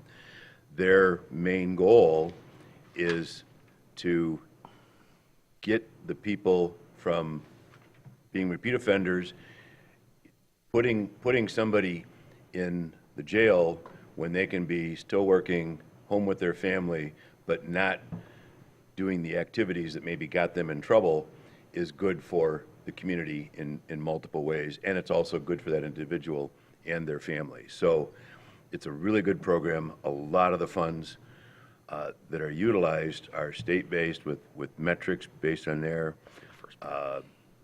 The last few years you talk about, if you look at that graph on whatever page here and the numbers, that pretrial assessment, which are signed out. I remember in the past, they would come in and they have maybe 1 or 2 felonies over the weekend. Now they're finding 5 or 6 or more. It's becoming very, very busy. Our community is having more and more felonies related to what doesn't matter. This department has to respond to those and monitor 7 days a week, 24/7. There are people monitoring what's going on with these people. So they do a nice job. I want to recognize the work that she's doing. Ms. Harrison stepped in, I hate to call you new at this point, but new in the role, and has stepped up and caught up quite quickly. And she had big shoes to fill, and she's doing a great job. So Thank you, sir. I just want to recognize what this department does and explain somewhat the difference here with, you don't have any control over the opioid, or the ARPA funds that were put toward the drug court. That's a separate control, so. Thank you. Anyway, thank you. for No, I clarifying. concur. That was well stated, especially in the beginning, that Ms. Harrison really is not involved in some of the questions that we're asking. And that's why the motion on the floor is to ask Ms. Burgess, the drug court supervisor, to come and report to this board by the end of July. And that's a motion on the floor. So I'd like to have a vote on that if we could, please, could I- before we do anything else.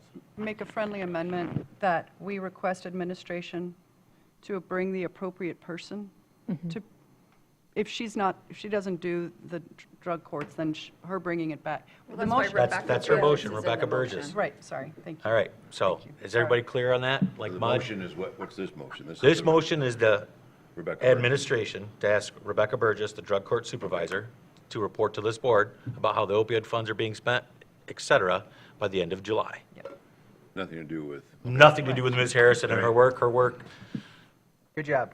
Good job. I certainly like the fact that you've got a little divorce with your money, you're funding yourself and not other departments. I appreciate that. then after that, if I would.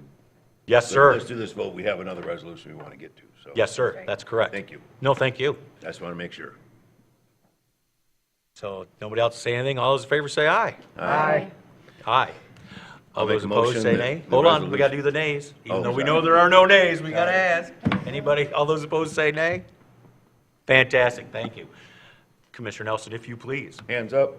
I make the resolution that's in your packet, Community Corrections Fiscal Year 2027 MDOC OCC 13 Circuit Court Community Corrections Annual Grant Application. Who was that? Was that you, Rob? Support. Commissioner Henschel, did you catch that, Ms. Shealy? Comments, questions, concerns? Yeah, I do. Commissioner Andrews? Yeah, thank you. First, on that screen, that slide that was just up, if you could go back, could you just explain the 23, 24, 24, 25, 25, 26 as of April? What is the span? Yeah, so our grant goes from October to October. So it would be October 2019 to October 2020, and so on down the list.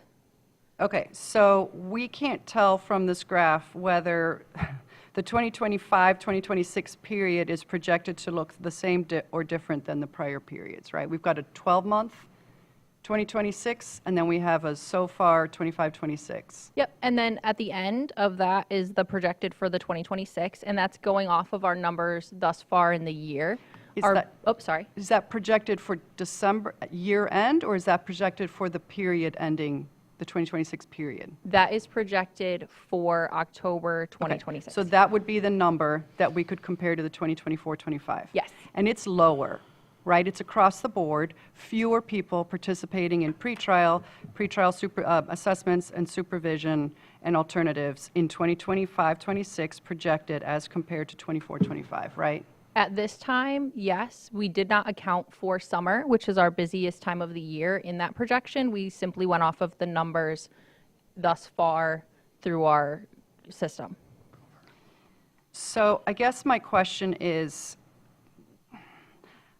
in prior years, we've gotten the application that supports the proposal. So in this grant packet, we have the dollars, but we don't have what we've gotten every other year for at least the last 4 years, which shows how the county is doing on a ratio basis, percentages. Okay. And both compared to prior years as well as compared to state ratios. And so one concern I have is that looking at the number of pretrial assessments or pretrial supervisions, when it's not a ratio, doesn't help. It's just a raw number, right? It doesn't tell us whether we also know there are more people coming into the system. We know, we've heard from the sheriff that we've gotten more people in jail right now than we've ever had in the history of the county. So having that application was really insightful in the past. And I wonder, and is that something we can get? I can try. The OCC switched to a new grant Right. system this year, And so everything switched over, some things got a little funky. I can try to get you those numbers. I can work with our grant manager to see if we can provide that for the board. It seemed like that we heard that similarly last year, that the format had changed.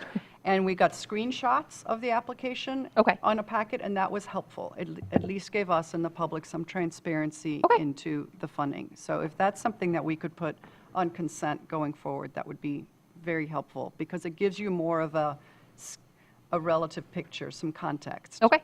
The second question I have is that the application, the funding proposal for the $316,000, which is page 10 of 15, I think it's the next page. Keep going. It starts with proposal. Oh, is it not on the screen? It's not on the screen, sorry. It looks almost identical to last year's proposal. And I guess I'm wondering, and there's nothing listed under housing. So I guess that's, what's different? Why doesn't that appear under the housing, the 5-day housing, when my understanding is that we've got a change in how we're going to use those funds? So that falls under I believe it's ZOO, jail alternative, instead of housing, because it's program specific. And so that is how I was asked to code it in our grant application. Because both the pretrial supervision and pretrial assessment staff programs are pretty much the same as last year. But your understanding is that the grant will seek to prioritize different things? Yes.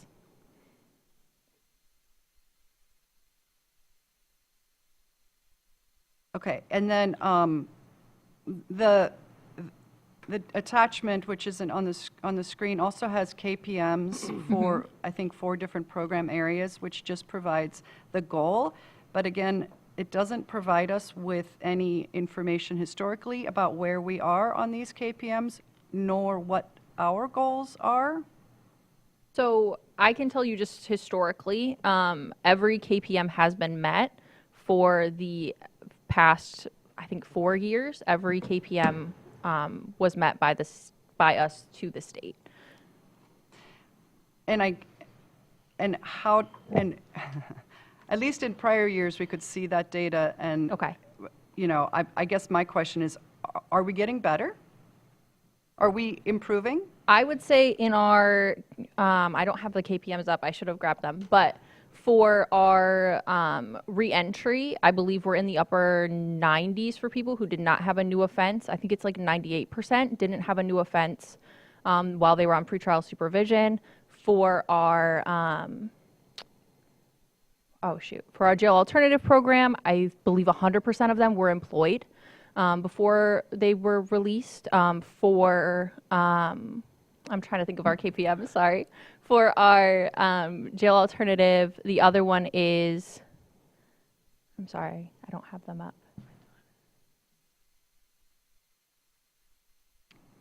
Do you have the KPMs up with you? So there is appearance rate.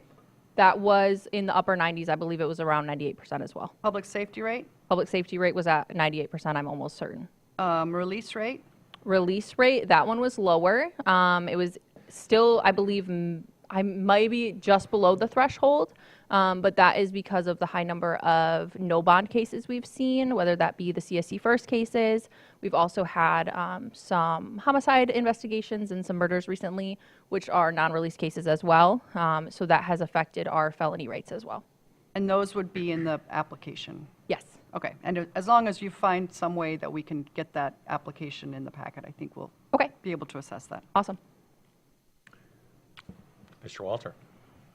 Thanks. I just have a staffing question. You had mentioned that in this coming year with the grant funding, you will not be sending some of that funding over to the drug court for one position.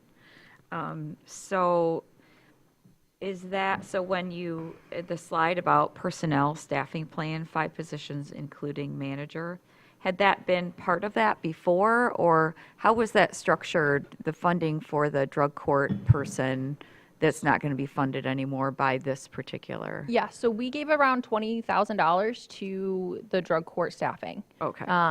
We It wasn't did like a not- full-time? No. Okay, it was just contributed We just toward- contributed through Okay. the OCC. All right. And do you know if they're, I mean, it's not up to you to know, to make that decision, but is that position still being retained and finding funding elsewhere? I know they are retaining that position. I am not in those That's meetings okay, as yeah. regards to funding. Sorry. I just wanted to better understand the staffing plan, so, okay, thank you. No problem. If there are no more comments, questions, or concerns for Ms. Harrison or topic involved, we do have a motion on the floor. All those in favor say aye. Aye. All those opposed say nay. Thank you, everyone, and thank you very much for Thank being you. here today and presenting. Thank you. I appreciate you all's time. Thank you. Thanks. Alrighty, so now we're going to move on to 8B. Mr. Alger? Thank you, Mr. Chairman. Kofi from the Grand Traverse County Conservation District and staff are here to present their millage request to go onto the ballot in November of 2026. We've been working now for several months with he and his staff to kind of make sure that the language is properly presented to you, and I'm going to let Kofi take it from there. Well, thank you very much, Board of Commissioners. Thanks for this opportunity to present to you our millage renewal request. First, I want to send out an invitation, but I want to invite you in person to the ribbon cutting we have coming up of the bridge, the Ottawa Crossing Footbridge, which we finished recently. It's currently open to the public. People have been using it and loving it. And we want to have a ceremony to, officially announce the opening. So you're all invited. Please join us. It's going to be fun. We're looking forward to it. The district has been in this community for a long time, and the work that we do is really on your behalf. Our main goal is to keep the outdoors available to the community and make sure it is safe and usable.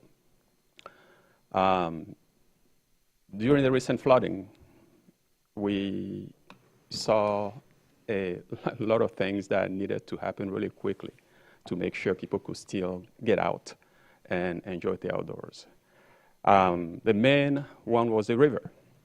We had a lot of trees that fell in the river, and we're able to dispatch staff quickly so they can go out and clear sections of the river so people can use it. Same thing for trails.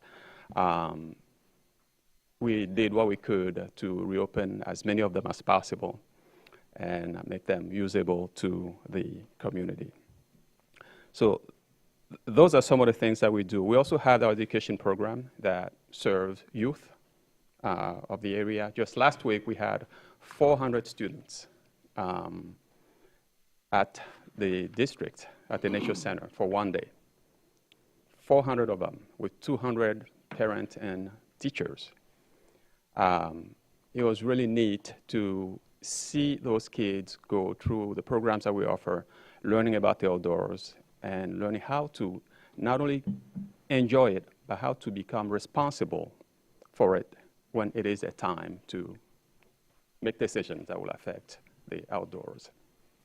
We also have our agricultural program that serves farmers in the area, trains beginning farmers, gives them resources to start their own farming business. And we also have a group that deals with invasive species, trying to teach people how to control them, how to identify them, how to control them, how to eradicate them when appropriate.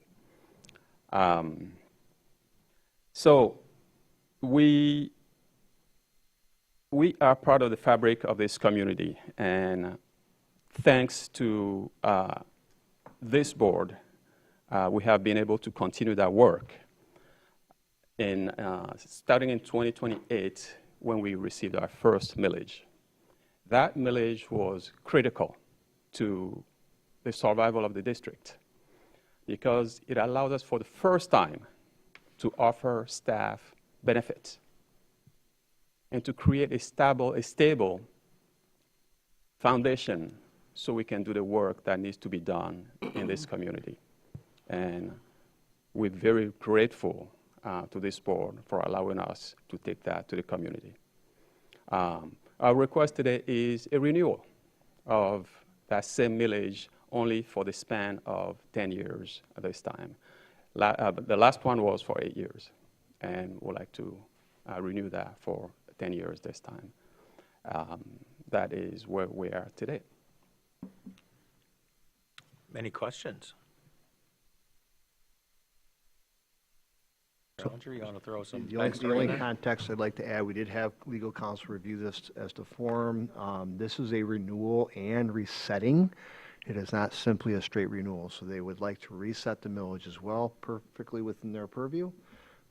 Just wanted to make sure that you were aware of that. I have a question. Yes, Mr. Henschel. Why 10 years? 10 years because, so as I said before, the millage provided or provides opportunity for the district to maintain a level of staffing that is appropriate. So the longer we can maintain that, the better it is for the work that needs to be done to be accomplished. That's the main reason. So last time it was 8 years, now it's a 10-year.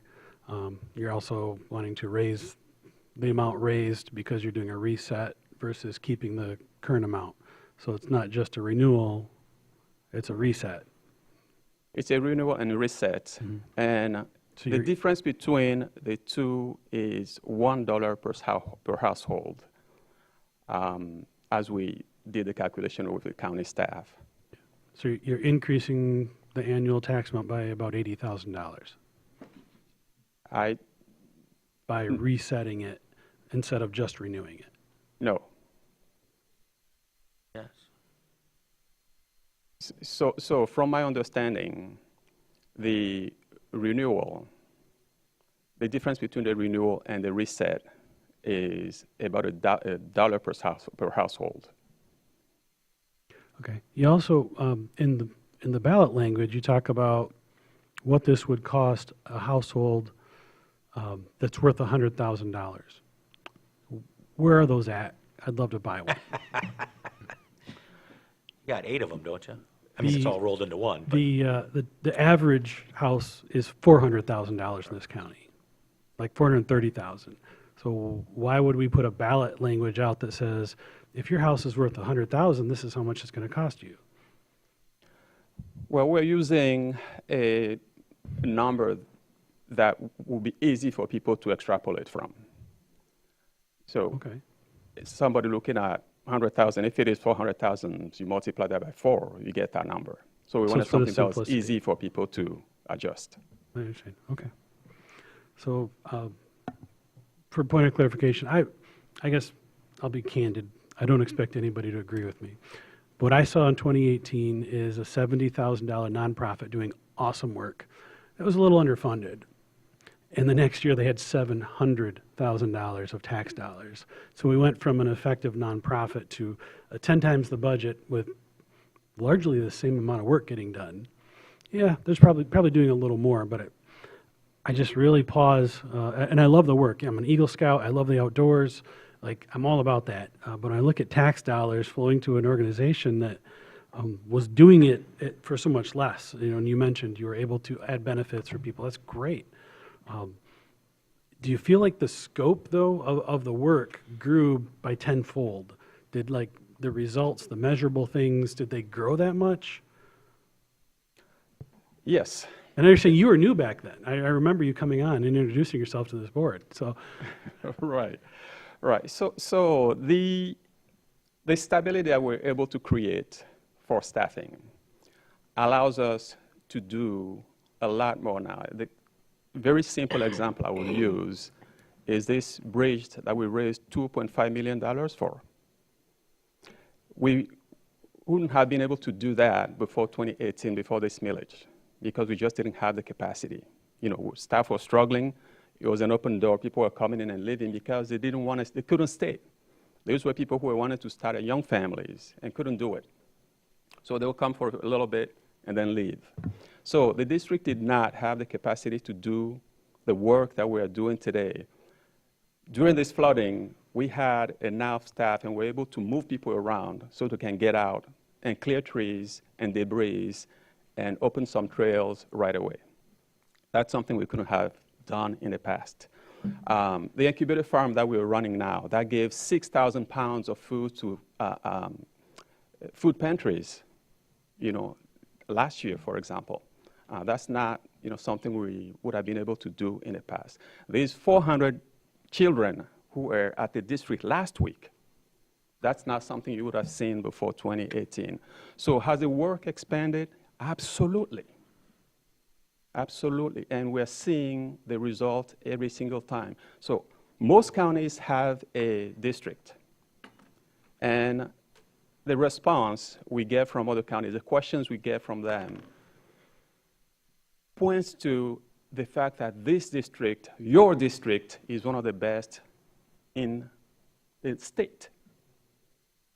Other districts call us to ask questions about how to do certain things.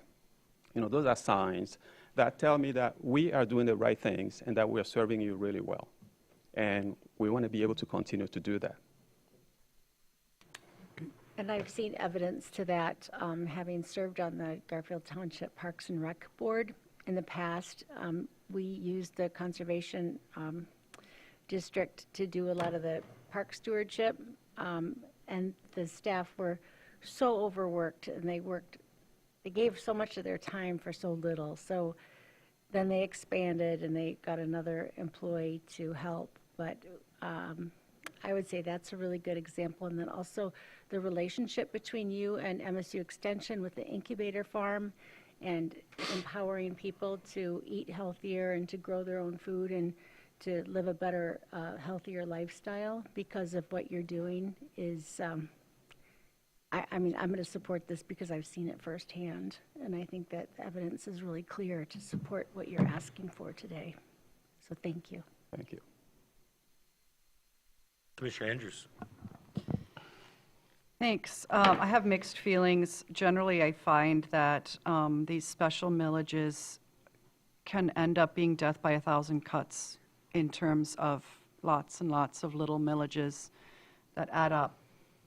And, I do think we should be having a conversation about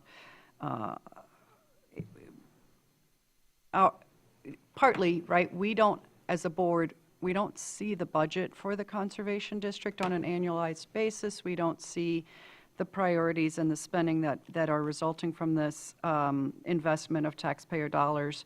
And also because, it ends up creating, we've got, I think, 6 of them now between veterans and animals and senior center and senior services and others. So I'm going to support this request because it's for 1 mil. I mean, it's 0.1 mil. It's a small investment.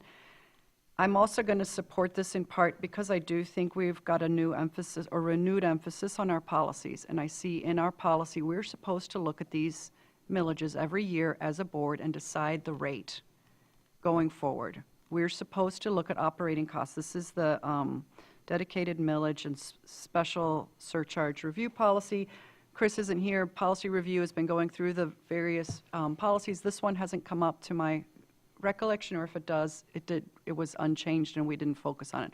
But I think we need to do that. I think we owe it when we're approving special millages. Every year in August, we're supposed to consider these special millages as a board.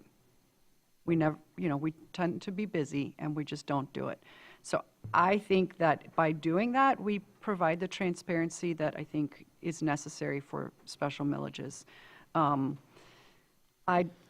I think 10 years is a long time. I hear Commissioner Henschel's concern. It's set it and forget it, and it's easy to forget it and not make sure we're being good stewards with it. I disagree that a reset is not an increase. It is. It is an increase. Last year you paid 0.09, and this year you'll pay 0.1. That's a 10% increase. I think the public should understand that and not be misled to say that it's not an increase when it is. I also think that using 1,000 SEV or 100,000 SEV isn't awesome because we know nobody, that's a rare house. But I also think it lets you compare apples to apples. And, people need to understand that that number is not the real number. It's not $5 per household. It's just not. Few households will only pay $5 towards this.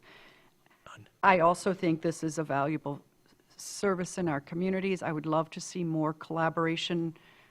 Thanks. I appreciate that Garfield Township has shared some common borders with the Conservation District, but I know there's some other areas that do really important farm and agricultural work in our community that don't always get the benefit of these millages. I'm looking at Peninsula Township and all the farmland and all the practices up there that could benefit from additional resources available at a regional level. So I support it. I don't know what the voters will do this year. It's a tough year to ask for increased millages, but I'll make the motion that we move the language forward as presented. Second. And I want to add that we did just receive an annual report presentation not that long ago, a few months ago, right? Right. You came in and we got to hear, and the public got to hear a lot about, and we get that every year, and I really appreciate that because we do see the budget. We do see the impact. You bring in some staff and talk about different programs, and I do really appreciate that. So I would push back on the idea that we don't see a budget and we don't see what you're doing, because we do see that at least every year. And I do feel like you, as a conservation district, have part of your budget devoted to education and communications and marketing, and I do see that in the community too, so I appreciate that you're good at telling the good work that you're doing for the people of Grand Traverse County. So I encourage you to keep doing that. I lost my thought. Oh, one thing you mentioned, we do have a lot of these millages. I don't even know how many now. 6? Okay, thank you. And some of them have an advisory board. Some of them don't. Some of them have, you have a board, but I don't think we have like a liaison to the board, do we?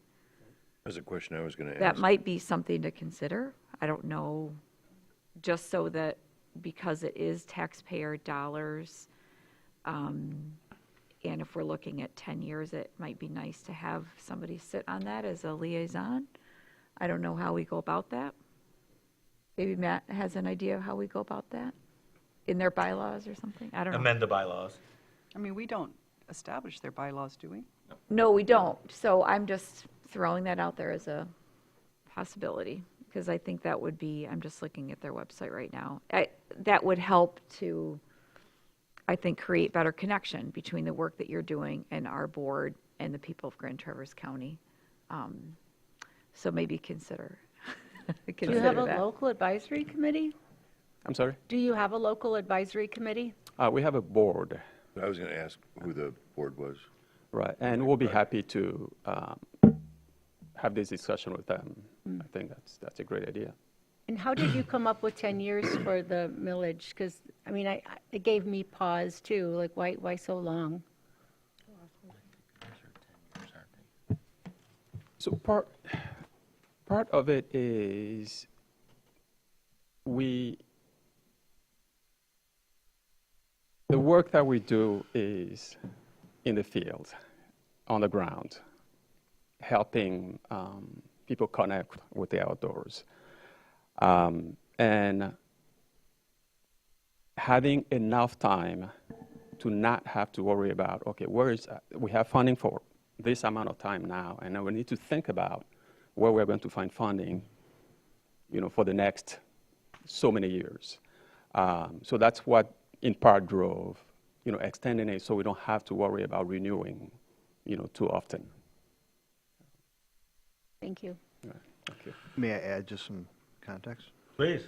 So our last two millage renewals, both with the Senior Center and Commission on Aging, those were also for 10 years. So that the county itself is looking to trend in that direction as well. So if this board, if there's concern about that, then as we Could move you repeat, you said, repeat that again. I didn't hear everything you said. I apologize. Sorry, you can look at the consent calendar where we just approved the tax rate. I'll and you look can right at see your that we had lips.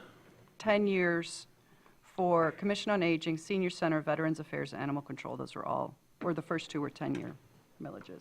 Right. I'm just restating that the county is also moving or trending towards a 10-year millage renewal with each of our millages. And Commissioner Walter's point, we have 6 dedicated millages and a county operating millage that's been in place since 1974. So 7 total millages, but really there are 6 dedicated. Sorry. No, thank you very much. I have a question for you, Mr. Elger. The incubator farm that's on Keystone Road, who owns it? Well, the county owns the property. We have a lease with Conservation District for the Meyer property itself. So as you're aware, the Meyer property includes the T-Bays property that's across the road on the east side of Keystone. We also own the west side of that property, the Meyer Farm in and of itself. And historically, that has been it's been used for interns. It's been used for several different county purposes. With the Conservation District bringing in the incubator farm, we went back to the original owners and said, "Is that okay for you?" And they were very thrilled that we were going back to that type of activity on that property. So, but the county does own the property. That's what I thought. Thank you. So, back to Commissioner Henschel's point, when you look at it's a reset, it's not really they're double dipping, because unless we had negative growth in the value of property, I think the average is right around 10%. So this is really by resetting it's going up 20%, not 10%. I take exception to the fact that it's 10 years, and I guess I wasn't paying attention before. I guess I should do a little more research. I think 10 years is a long time. It makes it easy. I think millages are a skirt around responsible behavior by this board and other boards that deal with taxpayer dollars. I say let the voters decide. Well, taxation is theft, and if I'm going to vote no. And if I get passed, then I guess we'll let the voters decide. But you know what? We're a republic, not a democracy. So there's a motion on the table. If there's no more comments, questions, or concerns. I want to state that I support the mission of the Conservation District. I find the way this is framed to be, it lacks accountability, so I'm not going to support the motion. That's all. Yes, Ms. Shealy. I have a question for Civil Counsel. The title on this proposal is Renewal Proposal for the Grand Traverse Conservation District Millage. You've talked a lot about reset or something. Is that correct? Is that fine for the proposal heading? Yes, the context of the document itself has the renewal and reset Yep. language. The board could make a motion to amend if you wanted those both in there. So the motion that's in the packet does say requests to renew and reset the existing .1. And when I just said reference what's in the packet, I meant the recommendation language. Right. And I think And the I'm clerk's just point would double be- checking on what's going on the ballot, because the heading of the proposal. And if that's fine, that's fine. And actually, there's a correction in the authorize the placement, because it only goes through 2035, not 2036, according to the proposal. True.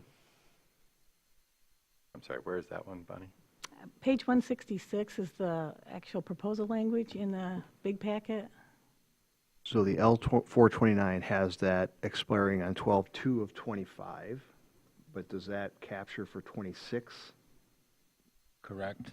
So the Yeah. renewal would be 11/26. Yep. It says beginning 2026 through 2035 in the proposal language. That's 10 years. 2026 is year 1, 2027 is year 2, 2035 is year 10. So I'm going to correct the motion to say 2035, but I just wanted to double check on the heading for the proposal in November. It is up to the board whether or not you want that additional detail in the heading. I think that that's a completely reasonable thing. You control that.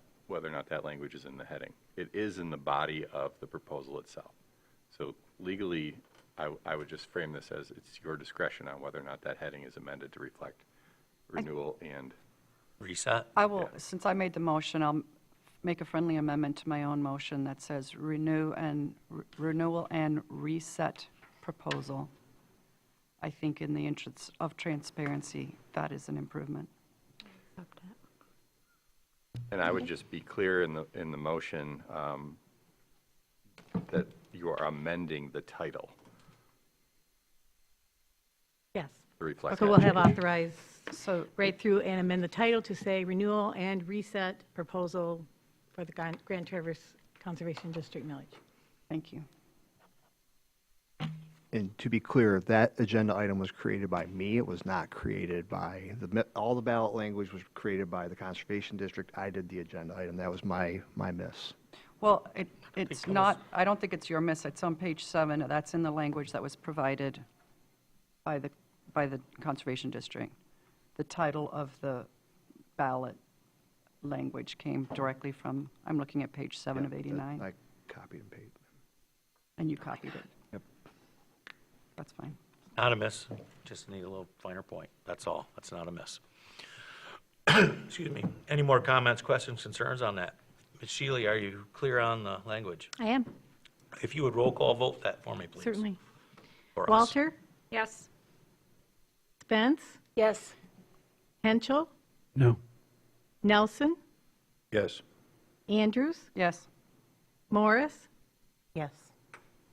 Flynn? Yes. McAllister? No. Seifert? No.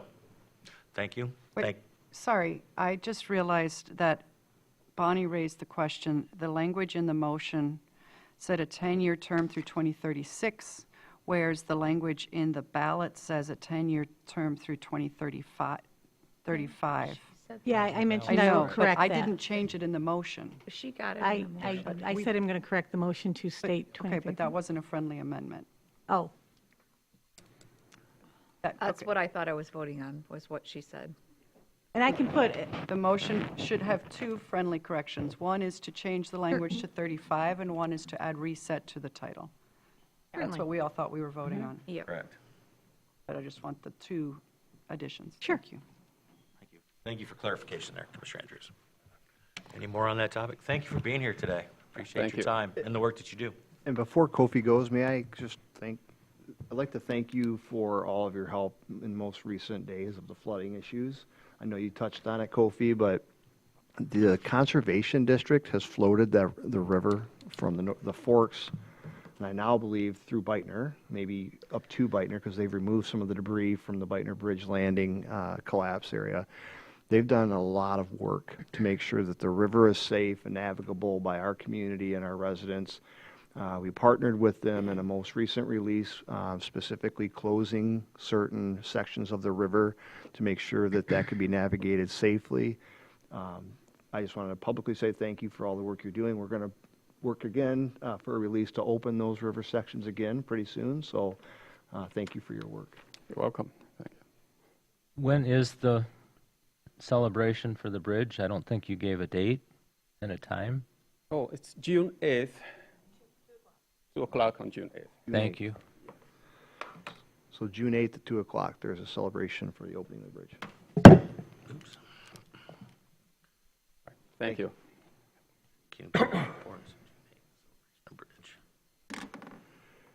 All right, moving right along, let's go. This is you, Mr. Alger, I believe, 8C, countywide FOIA coordinator. Yes. So we have been, I guess, asked if the county administration would like to take over the process of FOIA and all things that go with it. Once we heard about the possibility of that occurring, so currently 1997, I believe it was 1997, this board delegated the responsibilities of FOIA to the prosecuting attorney's office, and it has remained there since 1997. Since we've heard about the possibility of this changing, I did do a listserv for all county administrators in the state asking what's the typical FOIA process look like for each county. I had quite a few responses, and in fairness to everybody, the majority of those counties had FOIA being received and pushed out through administration with coordination by the Sheriff's Department and the Prosecuting Attorney's Office. So it's not unusual that it happened within the county administration. It's just never been that way for the Grand Traverse County, at least since 1997. So we are, a policy review committee, I believe, has looked at the policy specific to FOIA, and we're open for discussion about taking those responsibilities over. We have received a few emails and notices from the prosecuting attorney, Prosecutor Mogenberg, indicating that she will no longer be doing FOIA. I think that presents us a specific challenge in the fact that it has been delegated by the Board of Commissioners, and we recognize that there's going to be a gap potentially in some services, and we're trying to correct that currently. We've most recently had conversations with Kit Tholen, former Prosecuting Attorney's Office prosecutor. He's willing to engage with the county to offer those services in a stopgap measure for an hourly rate. He's actually already been engaged with our prosecutor's office assisting in that FOIA capacity. So and he's got an employee ID number, so it's just a matter of bringing him in on a more routine basis to help manage the FOIA. Long term, we'd like to have a discussion about, FOIA, which FOIA software we use, how we process, how we staff the administration to capably do FOIA. It's not just an easy, our staff is busy, we don't have a staff member that could actually do the FOIA responsibility, so we would need to have resources for that. Chairman, any other background that you? No, but, I mean, I was going to make fun of Commissioner Hensel, 97. You were here, right? I graduated high school in 97. Oh, really? Yeah. Damn, I'm old. So anyway, thanks for throwing that out there, Rob. Love you. So, Graduated? yeah, thanks for catching that, Commissioner Nelson. My concerns are, to the Administrator Alger's point, I mean, we've, in this board in the last 3 or 4 or 5 years, we've been noticing that there's been an uptick of more FOIA requests, more appeals, more this, more that, and some errors, quite frankly. We are a growing community. 1997 was a different planet and a different universe. And I think that it's time that we move forward in that. I like seeing the FOIA coordinator be and part of the administrative staff. We all know that the administrative staff we have are greatly overburdened. They need some more folks in that office. And I think we should create this position. As far as the current funding for the stopgap measure, correct me if I'm wrong, even though it was specifically delineated out for FOIA duties, did this board not give the prosecuting attorney's office some monies to staff that position? The board has annually appropriated funds for the purposes that are contained within the prosecuting attorney's office to include FOIA, to include civil counsel, and when we engage Cole Stoker to be civil counsel, this board made a decision to not reduce staff in the prosecuting attorney's office, and that was mostly surrounding the plea by the prosecutor for additional assistance. But you currently have an employee in the prosecuting attorney's office that manages FOIA. I think it's not her exclusive province, but it's a majority of her work. And then you have the attorneys that also review, the content for potential redactions and exemptions within FOIA. The prosecutor will always have to have a piece in this because of specifically the redactions associated with police reports and body-worn cameras that are going to be potentially shared at trial. So they're going to have an interest in reviewing that information to make sure that it's redacted appropriately, and we're not in some way, shape, or form, swaying a jury by our redactions. And now the sheriff will also have input on redactions and the process because number one, they process a lot of those FOIAs. They do it very well. And again, he's going to want to make sure that we're not including or not including something that needs to be included or not included. So I think that my recommendation is we don't, we have a budget in place. I think it's appropriate that in the event that administration is taking over the FOIA responsibilities, that administration receive the appropriate funding to make sure that we're doing it well. A couple of things on that. It's my understanding, and correct me if I'm wrong, because I frequently am, that the Sheriff's Department, a vast majority of the FOIA requests as they stand right now. I believe that is the case. Having said that, again, it's not 1997 anymore. My personal thing, just to throw out there for conversation, is that if you don't know that the prosecuting attorney's office has lost 2 more staff members this year. They've left for other things. And so this is a recurring theme that I'm like, I don't have staff, I can't do my job. I would like to suggest that if we fund this position, obviously the sooner the better, but for next year that we remove an FTE from the prosecuting attorney's office to cover it and move that position to the administrative staff, Nate's office, if you will. That's just my opinion. I mean, I agree. I mean, she sent us a note saying effective June 3rd, she's not doing it. So I think effective June 3rd, the FTEs are cut. She's not going to lose any staff. She's already short, but we need to transfer them from there to an admin to cover the same duties. and I think that if we engage Mr. Tholen to fill the gap measure until that person's up and running, that funding also comes out of her office instead of an appropriation out of the general fund or wherever Dean's magic produces it. He's really a leprechaun. So I got a lawyer question for the lawyer. We are required by state law to have designated FOIA coordinator. We have people in the public who have reached out saying, well, gosh, if you're creating new positions, it must mean you don't have a position. And we said, no, you're compliant because we have designated FOIA people per the 1997 resolution, as I see it on all the paperwork on the FOIA website for the county. It's very specific that if it's to the health department, it's to the health department. If to the sheriff, there's a sheriff-designated FOIA coordinator, and everyone else, including the Board of Commissioners, goes to the prosecuting attorney's office. We have to change that everywhere, right? If we just, I mean, we have to have a designated, if we're changing the 1997 resolution today, that's pretty technical, right? Yes, we should update that resolution.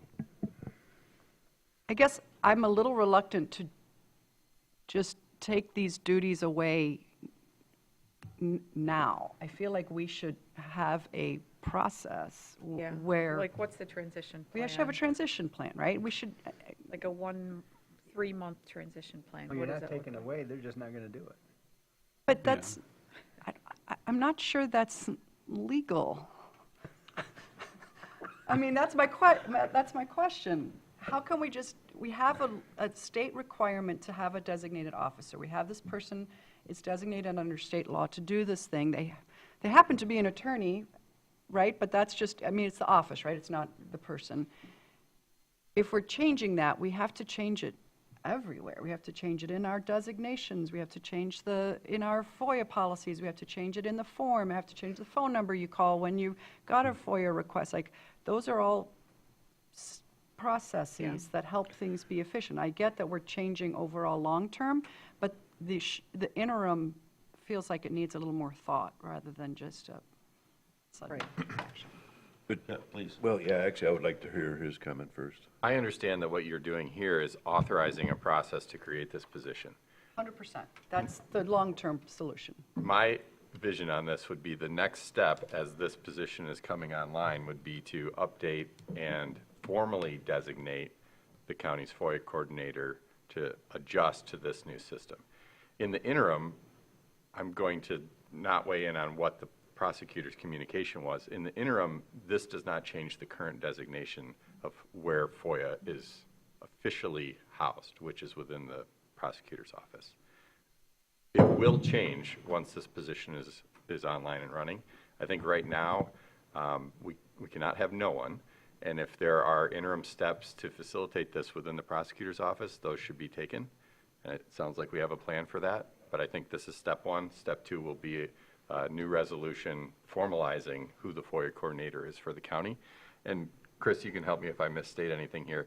This countywide FOIA coordinator is the quarterback of the FOIA process. Right. Individual elected official offices will still have staff responsible for dealing with FOIA.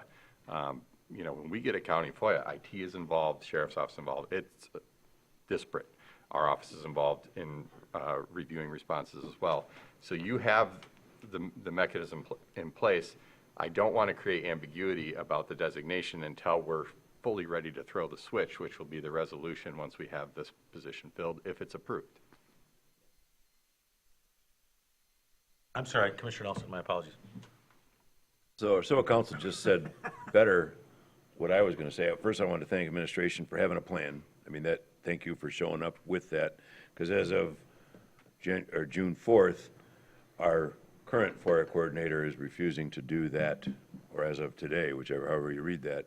So we need to react quickly, have somebody who's taking that role, and then make these next steps. So, but I think we need to react today and have somebody so that we are serving the public who shows up with a FOIA, and I like your term, they are the quarterback for this FOIA process. That's I think a perfect way of putting it. And then we've got the time to do this transition correctly. I do like the idea that is proposed here of creating a position. I think we should have a discussion about how that money is budgeted, where the FTE comes from, if it is a new or if it's a transfer or a partial transfer. I did have one question. It says that the term in here was that the cost will be offset. Do you expect 100% offset of the proposed salary in FOIA, including? I can't say 100%. I can't say that. Seems unlikely. Yeah. Partially offset when you include salary and benefits, whatnot. Yeah. So I'll make the motion that the Grand Traverse Board of Commissioners approve the creation of a countywide FOIA coordinator position in the county administration at the H1 pay grade. I'll second. We have a motion by Commissioner Andrews, second by Commissioner Henschel, that we approve the recommendation as presented. Comments, questions, or concerns? Commissioner Henschel. Thank you. Back in, I think it was March, we started talking about this FOIA issue, and we have a standing policy committee. And I just wanted to give everybody the full picture, and those at home don't see all the little meetings that go on outside of this meeting. We met in April in the policy committee, and we started that ball rolling to discuss about what we wanted out of FOIA, what we wanted to see, how it could best serve the public. The prosecutor was at that meeting and gave input.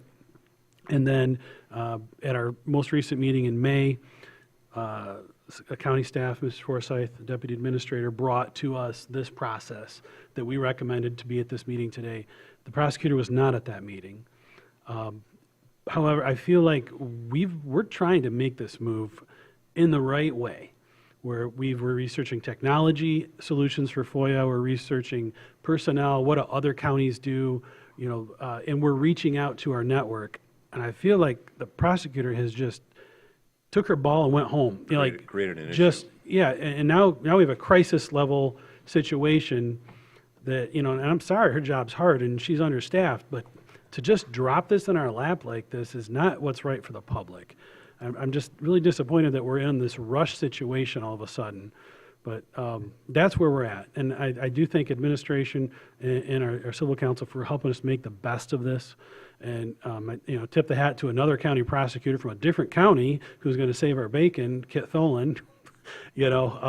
So here we are. We're going to make the best of this. The public will be served, and we're going to push this process along as best we can and meet those requests in a timely manner. I'm going to throw out kudos to the Policy Review Committee, because you three folks and Mr. Forsyth and other folks, no way I could do that. You guys, between this meeting and the last meeting, you guys have had policy review and some adjustments and some recommendations. That's a huge lift that people don't understand, because policy is what drives what government does. It's how it applies the law to how we can have government for people. So it's fantastic work, and I agree. It's been a good process. I think the committee has done really good work, and partly because we're all on the page about the importance of FOIA, the importance of transparency, trying to be more consistent across the board, and how do we get there. And I think all of these parts and pieces are part of that, and that helps. We're all on the same page to do that. So I look forward to the great things that are part coming of from it. you guys. This is just a little wrench kind of thrown in there, but this is kind of really what you're supposed to do. It's like, hey, we need a solution, let's review the policy, here's our solution we Well, yeah, recommend. we didn't expect it to, you know, Still, but. you guys have done a great job with us. I'll echo what both the other policy review folks said, which is that our board recognized a problem. We assigned it to a standing committee, and in what is lightning speed for government, we are coming up with solutions to this problem, both technological, personnel, and otherwise. So I think I applaud the group. I applaud administration. I think this is moving along in the right direction, and I applaud Kit Tholen for his willingness on an interim basis to. At least Kit's familiar with our process and everything, you know, adapt, survive, and thrive, you know. He's, what is it, gig economy for for prosecutors? Yes. All right, so if there's no more comments, questions, concerns, we have a motion on the floor. Before you vote, if you would like an alternative, the law does say, in the absence of a designated FOIA coordinator, the chairman of the board. That just changed my vote.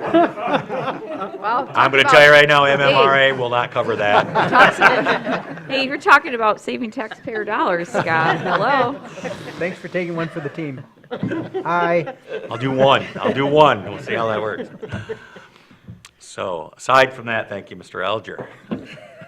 Can we recall vote Commissioner Alger? Oh. All those in favor? Nervous till now. Right. All those in favor say aye. Aye. All those opposed say nay. And so to follow up to that, do you need a motion for us to engage the services of Mr. Tholen in the meantime?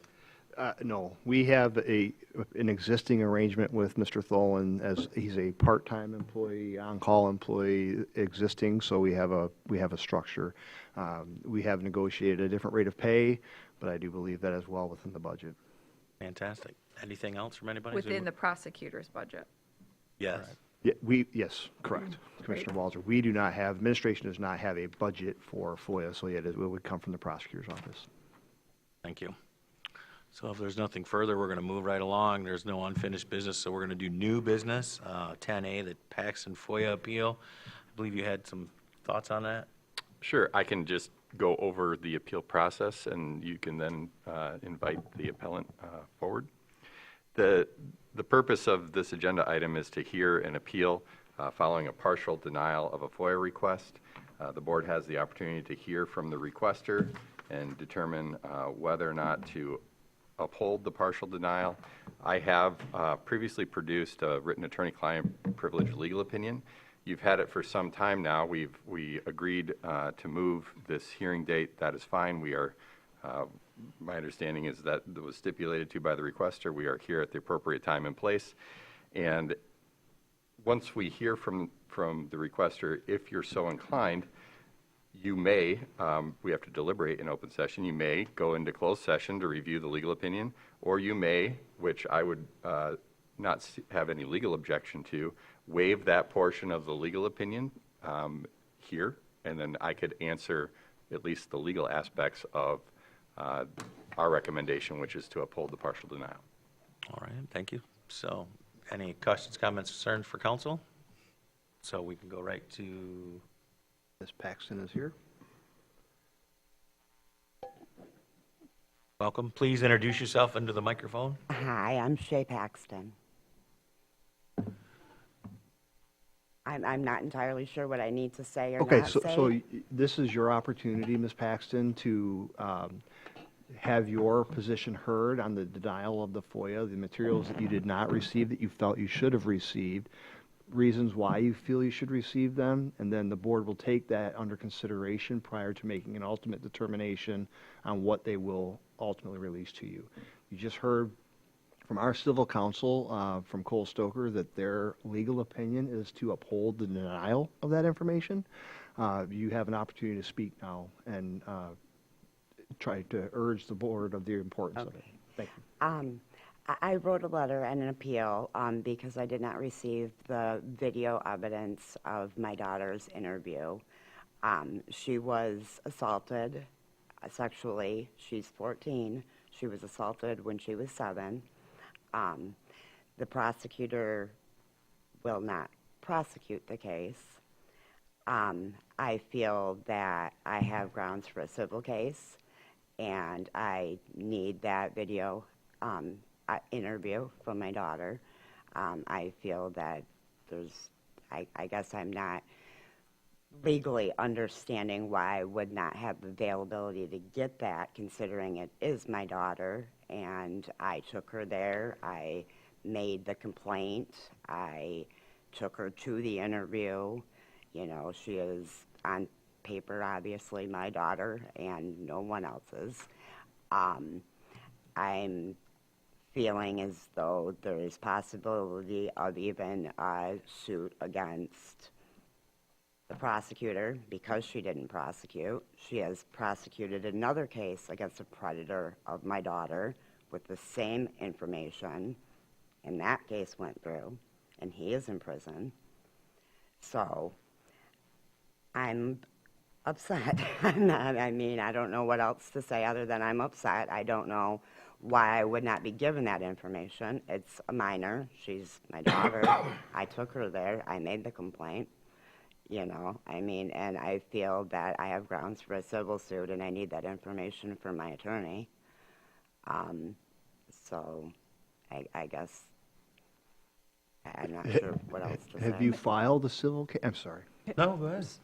Have you filed a civil case? Do you say you have an attorney? I have not yet, no. Okay. But I have a phone number, and that's, I guess, I'm taking the steps. I'm not sure what those are. I've never had to be in this position, you know, and I hope I never do again. But I feel as though that is, you know, my minor daughter's interview and something that I will probably need. So I don't quite understand why I'm not supposed to have that by law. Well, my apologies that you're going through this. There is another form that's available to you for you to receive that information, potentially. It's not guaranteed, but that is through discovery. So that in the event that you file a suit, your attorney would have the ability to discover those documents through a legal process versus a request for a public information release. Just letting you be aware of that. So, So I'd like to make a motion to release part of the legal opinion. Support. So I'm looking at the May 19th, 2026 letter. It covers two different FOIA I'm appeals. sorry, if we want to have a vote on that before we start. I just wanted to clarify what the Okay. motion All right. specifically is, so, and to correct me if I've got the right thing. The motion would be to, the portion of the May 19th, 2026 legal opinion from counsel addressing the Paxton FOIA appeal be waived privilege. I keep Second my on that? support. Are you clear with that, Ms. Shealy? Release part of the legal opinion from letter May 19th, 2026 from counsel addressing FOIA appeal be waived? The Paxton FOIA appeal, it covers two different FOIA appeals? Sorry. So it would be, counsel would redact the portion and then cross out the privilege, and they've done this before, but only that part of it that relates to the Paxton. The Paxton FOIA appeal be waived. Yes. Yes. All Who right. seconded that? Pardon me? Nelson. Yep. Commissioner Nelson. Any comments, questions, concerns? We don't need to roll call that, do we? All those in favor say aye. Aye. All those opposed, say nay. All right, thank you. So Continue on. I can appreciate as the mother of a child who is going, what you're going through, and I can only imagine what challenge that is for you. Unfortunately, as both the prosecutor put in their denial and also in the memo that we've received from counsel, which we've just released, the state statute is explicit that says a video recorded statement must not be copied or reproduced in any manner except as provided in the section and is not subject to release under another statute, hence FOIA.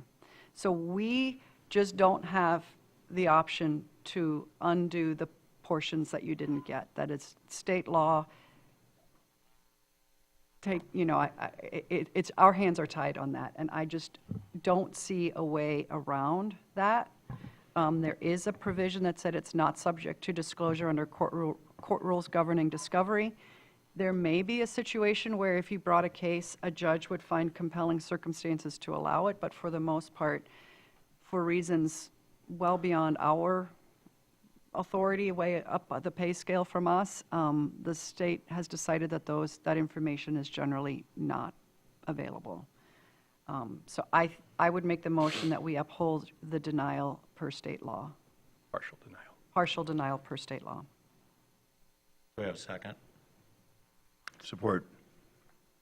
Okay, we have a motion by Commissioner Andrews, a support by Commissioner Nelson to support. Oh, go ahead. To I wanna support the make a- partial denial due to statute. Go ahead, Commissioner Nelson. And for you, I think Commissioner explained it very well. This is not us denying you something. I understand you're wanting to have this. And my question before the Administrator Elder explained is, could you get that if you did have a civil case? Way above my understanding. I'm not an attorney, so I'm glad to hear that there is that possibility. I appreciate where you're at with this. It's kind of, the decision was made elsewhere. We're unable to change the law, but I would hope that you're able to move forward with this after having our denial, that gives you the right to move forward and an understanding of what can happen. And I want to make sure that you don't have any other further questions for us before our time is done, whether it's after or before you vote, because it's probably uncomfortable for you to be here, and I want to make sure you understand everything. I and do. It's Thank hard you, for us to sir. understand, too. I mean, this is... Right. Yeah, I mean, I do and I don't, but yes, I do understand your position. Thank you. Okay. Yes. Just wanted to suggest a friendly amendment to the motion to add and authorize the chair to sign the written response and include as an attachment the portion of the legal opinion where privilege was waived. Fine with me. What do you Go say? ahead and send that to me. Agreed. Commissioner Etchell. Thank you. Matt, I was just hoping you could expound, perhaps in smaller words, what the actual law is, because I'm a bit confused. I've seen a lot of videotapes of people making statements through the news, media, and other FOIA requests. What exactly is this law, and why does it apply here where it didn't in other places? So there's a specific statute under the revised Judicature Act. I'm not doing well on the smaller words. Okay. And it specifically relates to the custodian of video recorded statements involving minors. And it lists explicitly who may hold those statements. It's Michigan DHHS, the investigating law enforcement agency, prosecuting attorney, attorney general, or another person designated under county child protection protocols. So it's a very specific statute on point that's applicable to this fact pattern. There's a misdemeanor penalty for disclosing that information to anyone else absent a valid court order. So again, not providing legal advice here, there's a mechanism where an individual could file a motion, whether it's in criminal or civil court, requesting this information. That process may be reviewed in camera by a judge. If the motion is granted, there are limitations that are put in place. This type of material is very strictly controlled. So it is not within the board's purview to override what those statutory provisions are in order to release this information under FOIA. Okay, so if the board voted to release this, who gets charged? Everyone who voted. Okay, if it was just the chairman, maybe we could talk. Is it my birthday today? We can't put the FOIA coordinator in jail. I know, So- that's right. That's Okay. right. Thank you. So as I understand it, it's videos of minors that we're talking about, not any interview video. Correct. Okay, thank you. As a parent, I don't agree with the law. Sometimes the law is wrong. So we have a motion on the floor, friendly amendment. Are you ready to go, Bonnie? All those in favor say aye. Aye. All those supposed to say nay. Bonnie? I'm a nay vote. There you go. I'm sorry, my apologies. I should have had you do that to begin with. All right, the motion is to uphold the partial denial per state law with an amendment that the civil counsel said and sent to me. Actually, was that an amendment to the prior motion? Yeah, which one did you amend? I think your amendment was about the process of waiving privilege, not about, no, it was. It was on the motion to uphold the partial denial, authorize the chair to sign the written response and include the portion of the legal opinion where privilege was waived. Okay, that's Thank fine. you. Thank you. Yep. Okay, roll call vote. Spence? Yes. Henschel? No. Nelson? Yes. Andrews? Yes. Morris? Yes. McAllister? Yes. Flynn? Yes. Walter? Yes. Seifert? No. Thank you, everyone. Thank you, Ms. Shealing. Sorry I couldn't be more helpful today. Thank you. Ms. Paxton, good luck. All right, we're going to move on to 10B. McGregor FOIA appeal. Yes. Anything to- I'd like to wait just. You want to wait? That's completely okay. Matt, are you going to send me that extra part? I can, yes.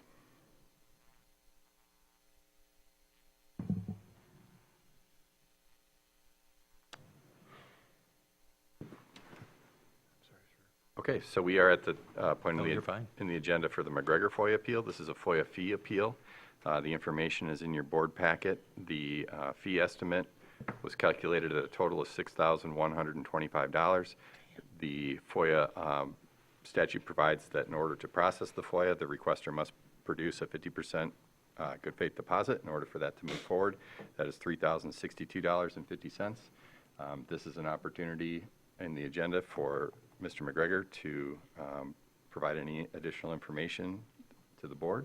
I don't know if he's in attendance. Anyone here for Mr. McGregor? I'm going to guess not. Okay. In that event, we've reviewed, my office was assigned just a review of the arguments made in the FOIA appeal.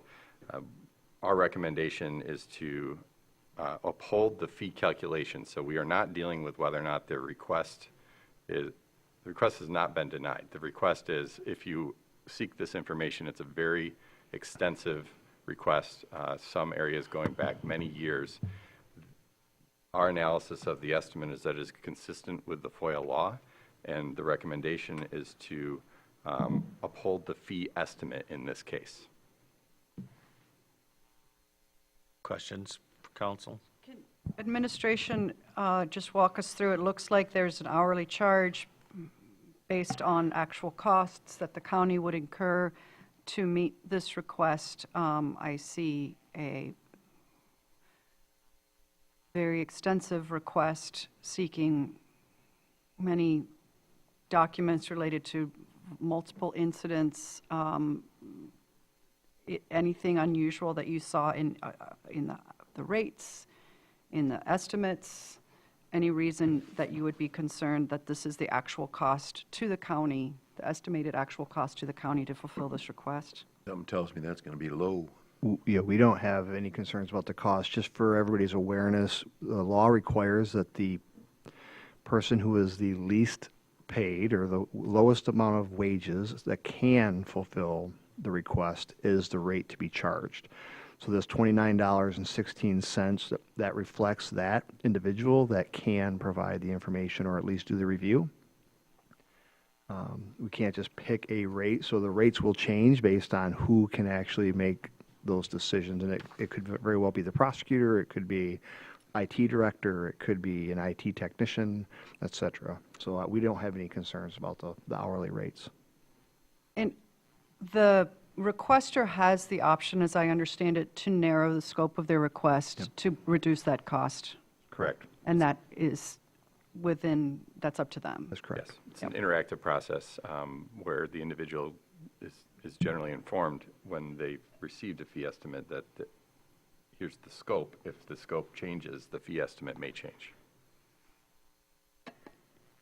I'm going to make the motion that we uphold the cost estimate as presented by the FOIA coordinator. Second. I would offer Please do. just a slight I don't see a motion in the packet, so apologies, and authorize the chair to sign the written response. accepted. Accepted. Comments, questions, or concerns? All those in favor say aye. Aye. All those opposed say nay. Thank you, everyone. Thank you, sir. All right, so we're going to move on to Commissioner Administration Reports. Mr. Henschel, if you please, we'll start with you. Sure. We did have a, let's see, at the airport, we had a request. I think it was sent to both this board and the airport board by the city wanting to have city representation on the airport. We have had a discussion of that, and I believe that the airport will be responding to them. But basically, it looks like it's kind of a can of worms. We went through a big process to establish the board we have. We had to work with the FAA, with the state of Michigan, with this board, with Leelanau's board, and to make changes to that could be a big can of worms. But in good faith, we want to have those conversations and find out more about what they're looking for. And I believe we're talking about a joint session down the road at some point. Also, the BPW committee that was appointed at our last meeting has not found a time to meet yet. I think we're on our third doodle now, trying to find something that works for everybody. But we're looking into mid to late July at this point, and still trying to find a date. So that's what's going on in my world. Sweet, thank you. Commissioner Morris. I don't have anything to share today. Commissioner Nelson. District 6, it was beautiful coming in today, and one of the best parts of my morning was knowing that as of probably Thursday, the 31 and 3 mile intersection is going to be open again. So that's been a pinch point for a lot of people, and that's early, by the way. That is a week early, so I would tip our hats to Elmer's and all those involved. Commissioner Spence. Nothing to share today. Thanks. Commissioner McAllister. Looks like the roundabouts in full swing out in the Interlaken area, and they seem to be a bit ahead of schedule. We do have a new opening of a new business at Interlaken, which is called the Hammered Heifer, and they are in full swing, smashing burgers and having fun. Sounds great. Commissioner Flynn. I do not have anything to share today. Mr. Walter. Nothing to share. Mr. Andrews. Nothing to share. I have one quick thing, that this Saturday from noon to 5 is Adams Fly Fest in the wonderful village of Kingsley. It takes place at Bronson Memorial Park. I forget what year this is they're doing it. This is a total event. It's a silent auction, regular auction. I believe there's a beer tent this year. From noon to 5, it is, all the proceeds go to Friends of the Library and helps fund the local district library in Kingsley. It's been very successful in the past. Is the beer tent at the KI, or where is that? Thank No, you. the beer tent's in Memorial Park, just noon to 5, and then there is the brewery, Kingsley Brewing Company, next door, and then there is also, the Kingsley Inn, everybody's favorite, or at least mine. Mr. Alger. Just as an update, Brown Bridge Road is expected to be open yet this week. They have, the bridge inspection is done, and Mr. Watkins informed me that they're just going to relay some surface asphalt and hopefully have that open by the end of this week. And then additionally, they have Mullen Excavating at the Beitner Bridge location, removing debris from the crossing, so we're hoping to have that open soon as well. And once that happens, we will again work with the Conservation District to just notice the public that the river is back open. And secondly, we have not gotten a lot of traction on the celebration activities. We have some staff that have given ideas. So if you have any ideas about the 250th or 100th, please let us know ASAP so we can make those accommodations. I do have one, and I forgot where it was at. Well, while he's looking, go ahead. Next meeting is supposed to be a study session, but I think it's been changed to a special meeting with a couple, I don't remember what the agenda Yeah, there are 3 or 4 items that we need to address at the special meeting. And what we'll do is, if this board could just give us a nod of the head, I guess, that we could have that as a special meeting. We would not need to have the three written requests, but it is for, I can't remember everything. It's for the BOC rules, rule change. Base building and drain commissioner update. Yeah, as well as a housing study presentation. That would be the 10th? Just make a motion. That's to the that 10th. effect. Yep, the 10th. With that, I'll make a motion that we convert our June 10th study session into a special meeting to address the drain commissioner update, a housing study update, the PACE building due diligence item. What was the fourth thing? and the rules updates per legal. Support. Any comments, questions, or concerns? I'm gonna vote no because I had made alternate plans that day and I'm unable to attend, so that is a reason for my no. Thank you for the explanation on that. You ready, Ms. Shealy? We'll record it for you. Well, no, not. Okay, we are going to start with Henschel, Yes. Nelson, No. Andrews, Yes. Morris, Yes. McAllister, Yes. Flynn, Yes. Walter, Yes. Spence, Yes. Seifert. Yes. Thank you, everyone. So back to our 250th anniversary here, a couple of suggestions that somebody else made is that while there's going to be multiple groups handing out flags, that we may be pony up or help participate in funding that. So instead of just the typical American flag that we hand out, that we do something special and denotes that it's the 250th birthday. Maybe something with GT County. And the other thing is when we've talked about sponsoring events, that Cherry Festival is something that a lot of people attend, and I maybe even heard this at this board, is that we should be doing something for the locals. Make a specific locals event. I mean, because that's truly who we serve. I mean, tourism's only like about 30% of our revenue here, so. My apologies. We forgot two things. Well, I had two staff members text that recruitment and retention update was supposed to be part of that 10th as well. That's right. So do you want I'll just make an additional motion rather than trying to What was the other fix- thing? That was, there are two employees texted about. Thank Oh, you the same to thing. those. Then I'll make the motion that in addition to the study session items previously approved, we would also get the update from the Recruitment Retention Committee Recommendations. Second. recommendations.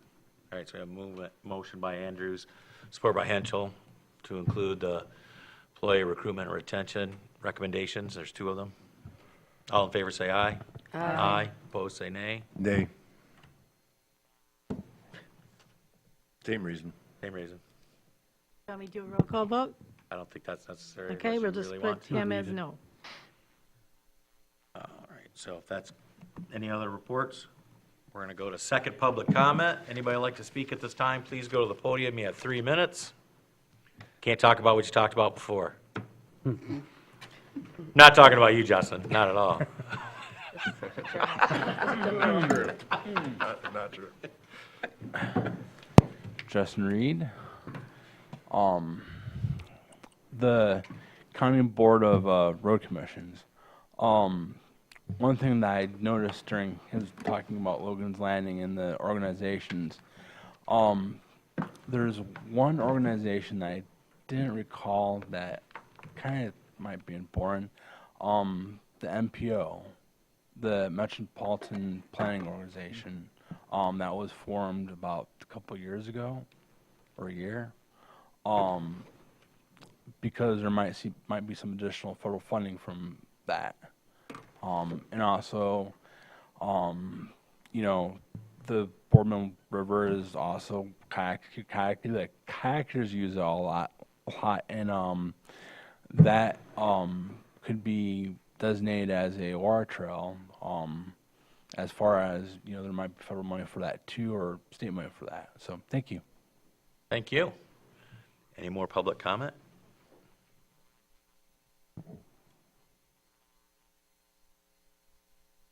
Katie Clark, Peninsula Township resident. I'm here today to express my concerns regarding our elected county treasurer. I bring this to your attention only because his position, although elected, seems to have no public-facing or public accountability aspects. I say seems to because he has no seat at this table. There is no one to hold him accountable. We all know that the recall process is not realistic for the general public and seems like an almost impossible hurdle to overcome.